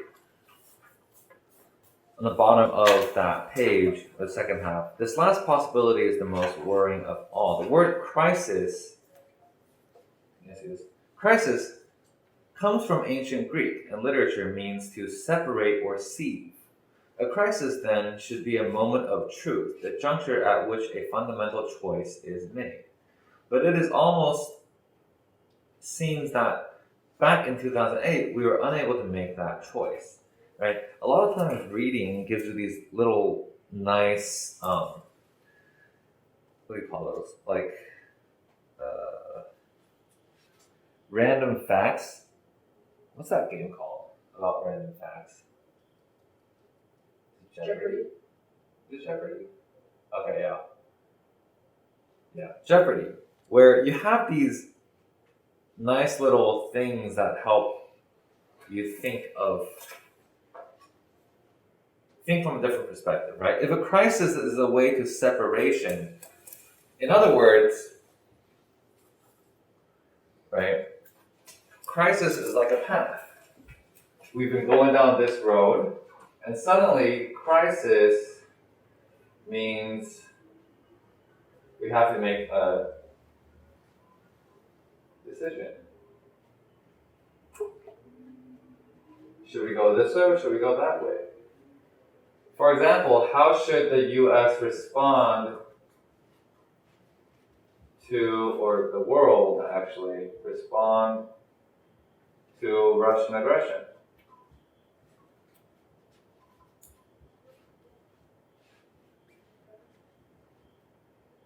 The way the world responds is going to lead to very different outcomes, right? But before the crisis, there was nothing to respond to, right? So you didn't have to make any choice.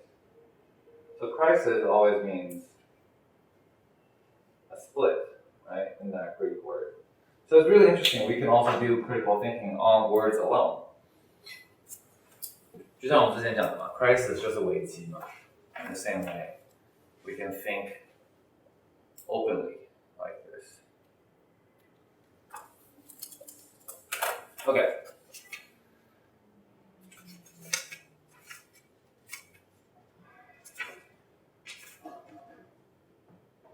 Okay, let's go to page 248.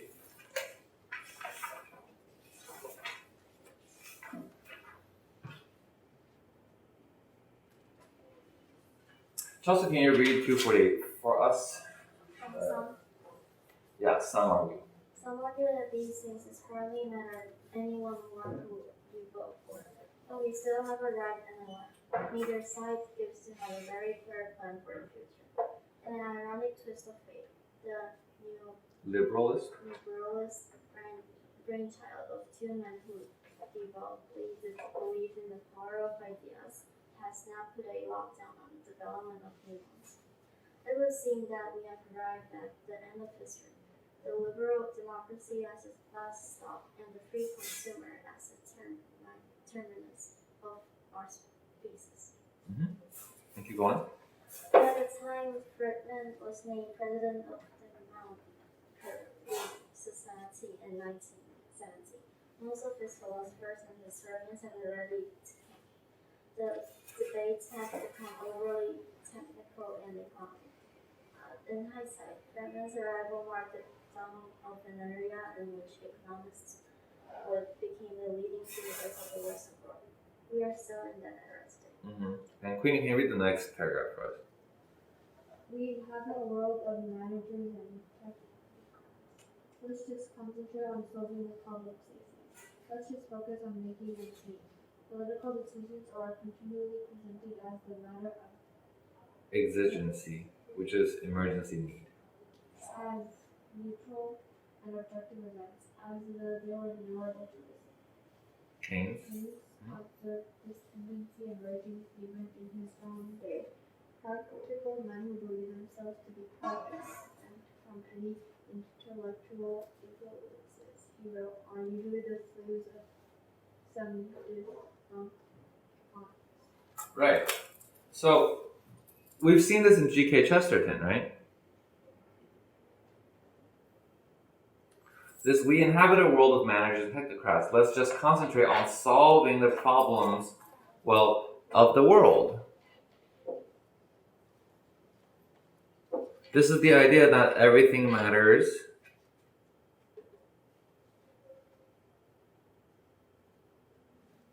Except everything. Right? Everything's presented as a matter of emergency. Political decisions are continually presented as a matter of emergency. That they say, let's just focus on making ends meet. Right? In other words, this is like that quote, the first sentence. Yesterday I was clever, so I wanted to change the world. These managers and technocrats, busy, toiling, changing the world. Remember that quote by Lee Tang over there on the board behind the screen?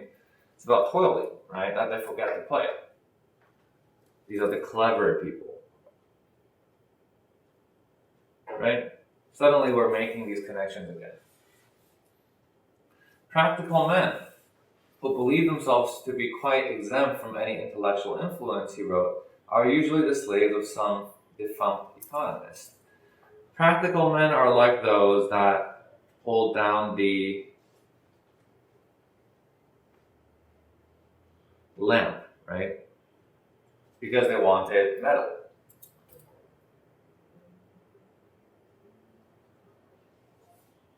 That's the sentence of going about congratulating each other of their unmedieval practicality, right?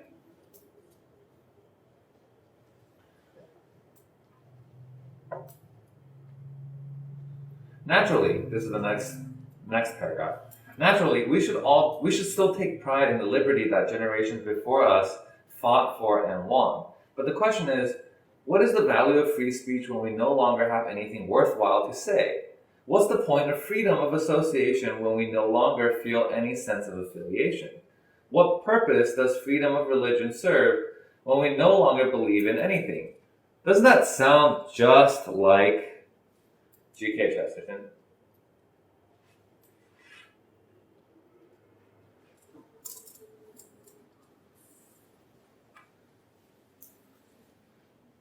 That the part where he talks about how men freed of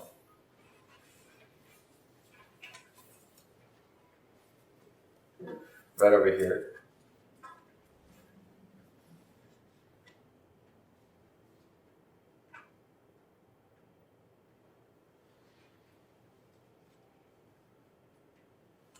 The old restriction meant that only the Orthodox were allowed to discuss religion. Modern liberty means nobody is allowed to discuss religion. Where's that part where he talks about no one can argue that more came out of their slave servitude? Oh, here.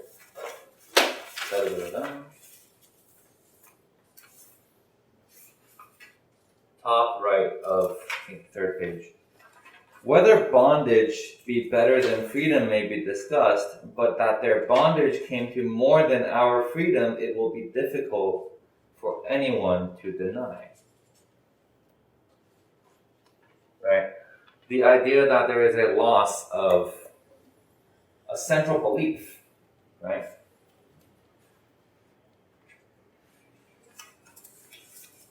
The very idea here is, well, people stop believing.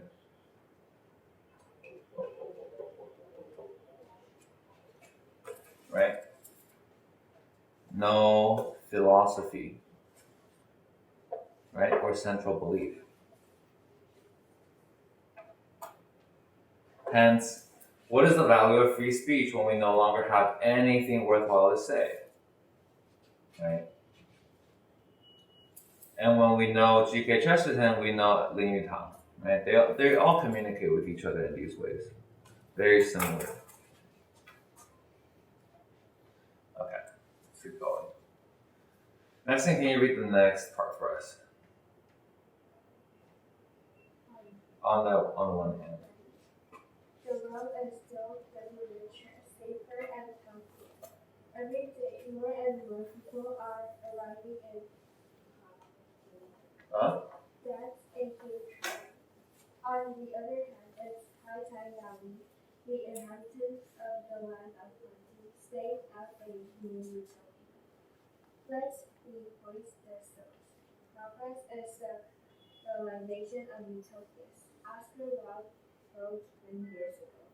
A 15-hour work week, universal basic income, and a world without borders. They are all crazy dreams, but for how much longer? People no doubt that human ideas and beliefs are main movers of history, as Hayek argued back when neoliberalism was still in its infancy. But we all find it is so difficult to imagine our beliefs might be different from what they in fact are. It could easily take a generation, he asserted, before new ideas prevail. For this very reason, we need thinkers who not only are patient but also have the courage to be utopian. Right? If we apply this to ourselves, not to changing the world, but changing ourselves, we also need the courage, right, to have a utopian personal life. In other words,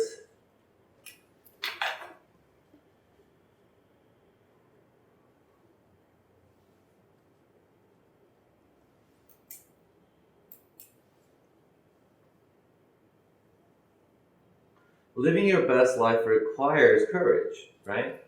Living your best life is this idea of utopia on a personal level. Let this be the lesson of Mont Pelerin. Let this be the mantra of everyone who dreams of a better world, so that we don't once again hear the clock strike midnight and find ourselves just sitting around empty-handed, waiting for an extraterrestrial salvation that will never come. Ideas, however outrageous, have changed the world, and they will again. Indeed, wrote Keynes, the world is ruled by little else.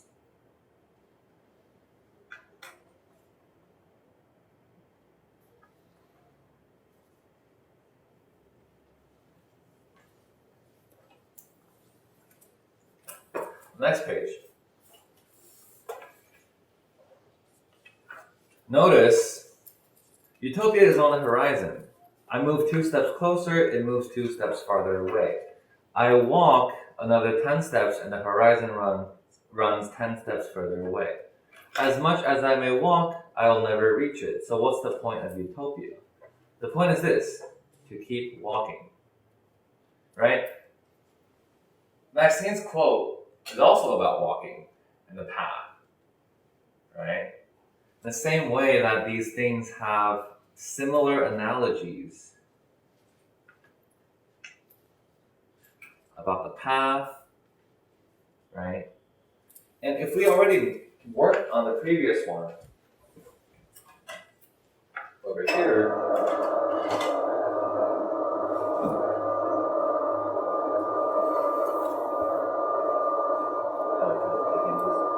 nice. On the right. Can Ian read that for us? Those? Is that those? Of those walk most Yeah. truly in the path of virtue and same wisdom, who take ease through furthermore. Yeah? I think Okay. So in the same way, right? I don't know if this is that visible anymore. We've talked about paths. So by path, it leads to choice, right? And choosing. And the idea of utopia, we just covered previously, is about courage. right? So making choices require courage.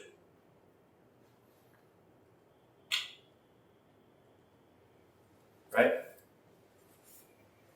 That's basically where it is.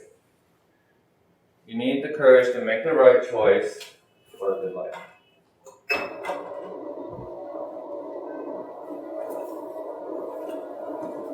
It gets very interesting when you start thinking about it like this, right? So what's the point of utopia? The point is this: to keep walking.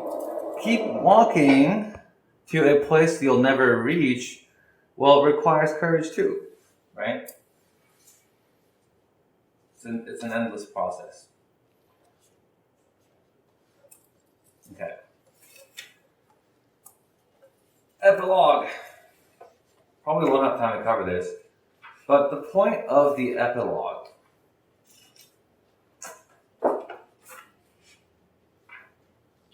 For the last time then. Kevin, can you read this for us actually? For the last time, Mhm. then, how do we make utopia real? How do we take these ideas and implement them? Mhm. The path from the ideal to the real is one that never ceases to fascinate me. As the Prussian statesman Otto von Bismarck famously said, "Politics is the art of the possible." That impression certainly seems to hold if you follow the news from places like Washington and Westminster. But there's another form of politics that is much more important. I'm talking about politics with a capital P, one that's not about rules, but about revolution. Not about the art of the possible, but about making the impossible inevitable. Making the impossible inevitable is a really great way to think for your own life too, right? If you think something that you really want is impossible, well, how can I change myself so that what I want becomes inevitable? So that what I want is just the natural outcome of me staying on this path, right? Keep walking down the path that I want to go. He goes on to explain a lot about like how views change the way things work in human psychology on a social level. It's really worth reading, honestly, in terms of how you can apply it to yourself, right? And in two final pieces of advice.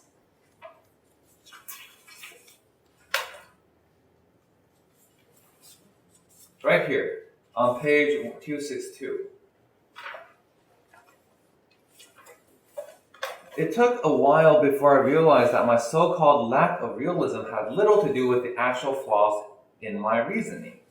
Calling my ideas unrealistic was simply a shorthand way of saying that they didn't fit the status quo. And the best way to shut people up is to make them feel silly. It's even better than censorship because people are almost guaranteed to hold their tongue. Think about how this applies to yourself, right? When your parents ask, parents or friends say, well, I don't think it's realistic that you want to be XYZ, right? It's because it doesn't fit their worldview, their status quo, right? Not so much that your belief is wrong, it's that they can't imagine you in that position, even though they might have good intentions for you, especially when they have good intentions for you, right? They want you to have a good life in their view. So the irony is, right, their good intentions lead the way to your personal hell. Right? And the best way to shut people up is to make them feel silly, right? Create doubt in their own minds about who they are, who they really are. Doubting their true identities.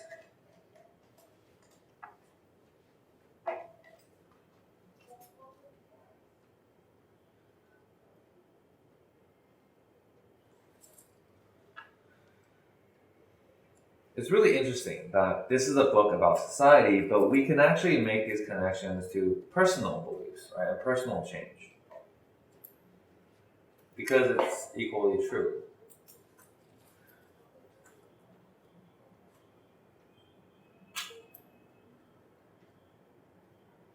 So, my point is this. The Swiss referendum is not the end of this discussion, but the beginning. Since the first Dutch edition of my book was published, I have talked about it in Paris, in Montreal, in New York, in Dublin, and in London. Everywhere I went, I encountered an enthusiasm for basic income that is born of precisely the same factors. He's the guy that's saying B, right? And everybody suddenly is saying, yeah, B makes sense, right? For a basic income that is born of precisely the same factors. Since the global financial crash of 2008 and the dawning era of Brexit and Trump, more and more people are hungry for a real, radical antidote to both xenophobia and inequality, for a whole new map of the world, for a new source of hope, in short, for a new utopia. So in closing, I'd like to offer two final pieces of advice for everybody who is ready to put the ideas proposed in these pages into action. Who is ready to put the ideas proposed in these pages into action? Not just for the world, but for myself too. Right? It's that quote. Yesterday I was clever, so I wanted to change the world. Today I'm wise, so I'm changing myself. First, realize that there are many more people out there like you. Lots and lots of people. I've met countless of readers who told me that while they believe absolutely in the ideas from this book, they see the world as a corrupt and greedy place. My answer to them was this: turn off the TV, look around you, and organize. Most people really do have their hearts in the right place. You gotta believe though, right? Take action. And second, my advice is to cultivate a thicker skin, right? Holy and P. Don't let anyone tell you what's what. If we want to change this world, we need to be unrealistic, unreasonable, and impossible. Remember, those who call for the abolition of slavery, for suffrage for women, and for same-sex marriage were also once branded as lunatics, until history proved them right.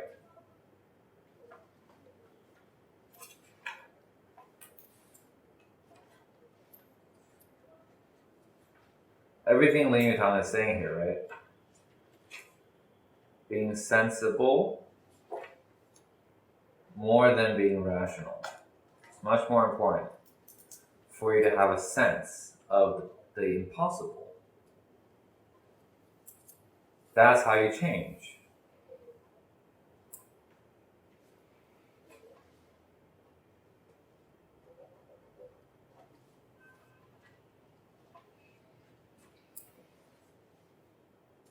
And that's how you can change not only yourself, but the world.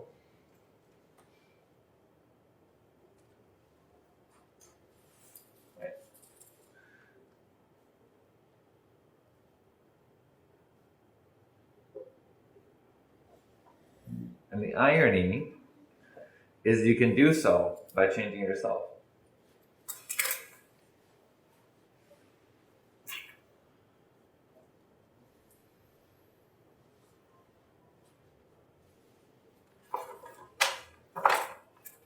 Wow. End of a book. Page 264. Okay. Before you guys go, there's 10 minutes left. I'd like you guys to do a little survey for me. Just want to kind of get a sense of how people felt over these weeks. Here you go. Thank you. Thank you.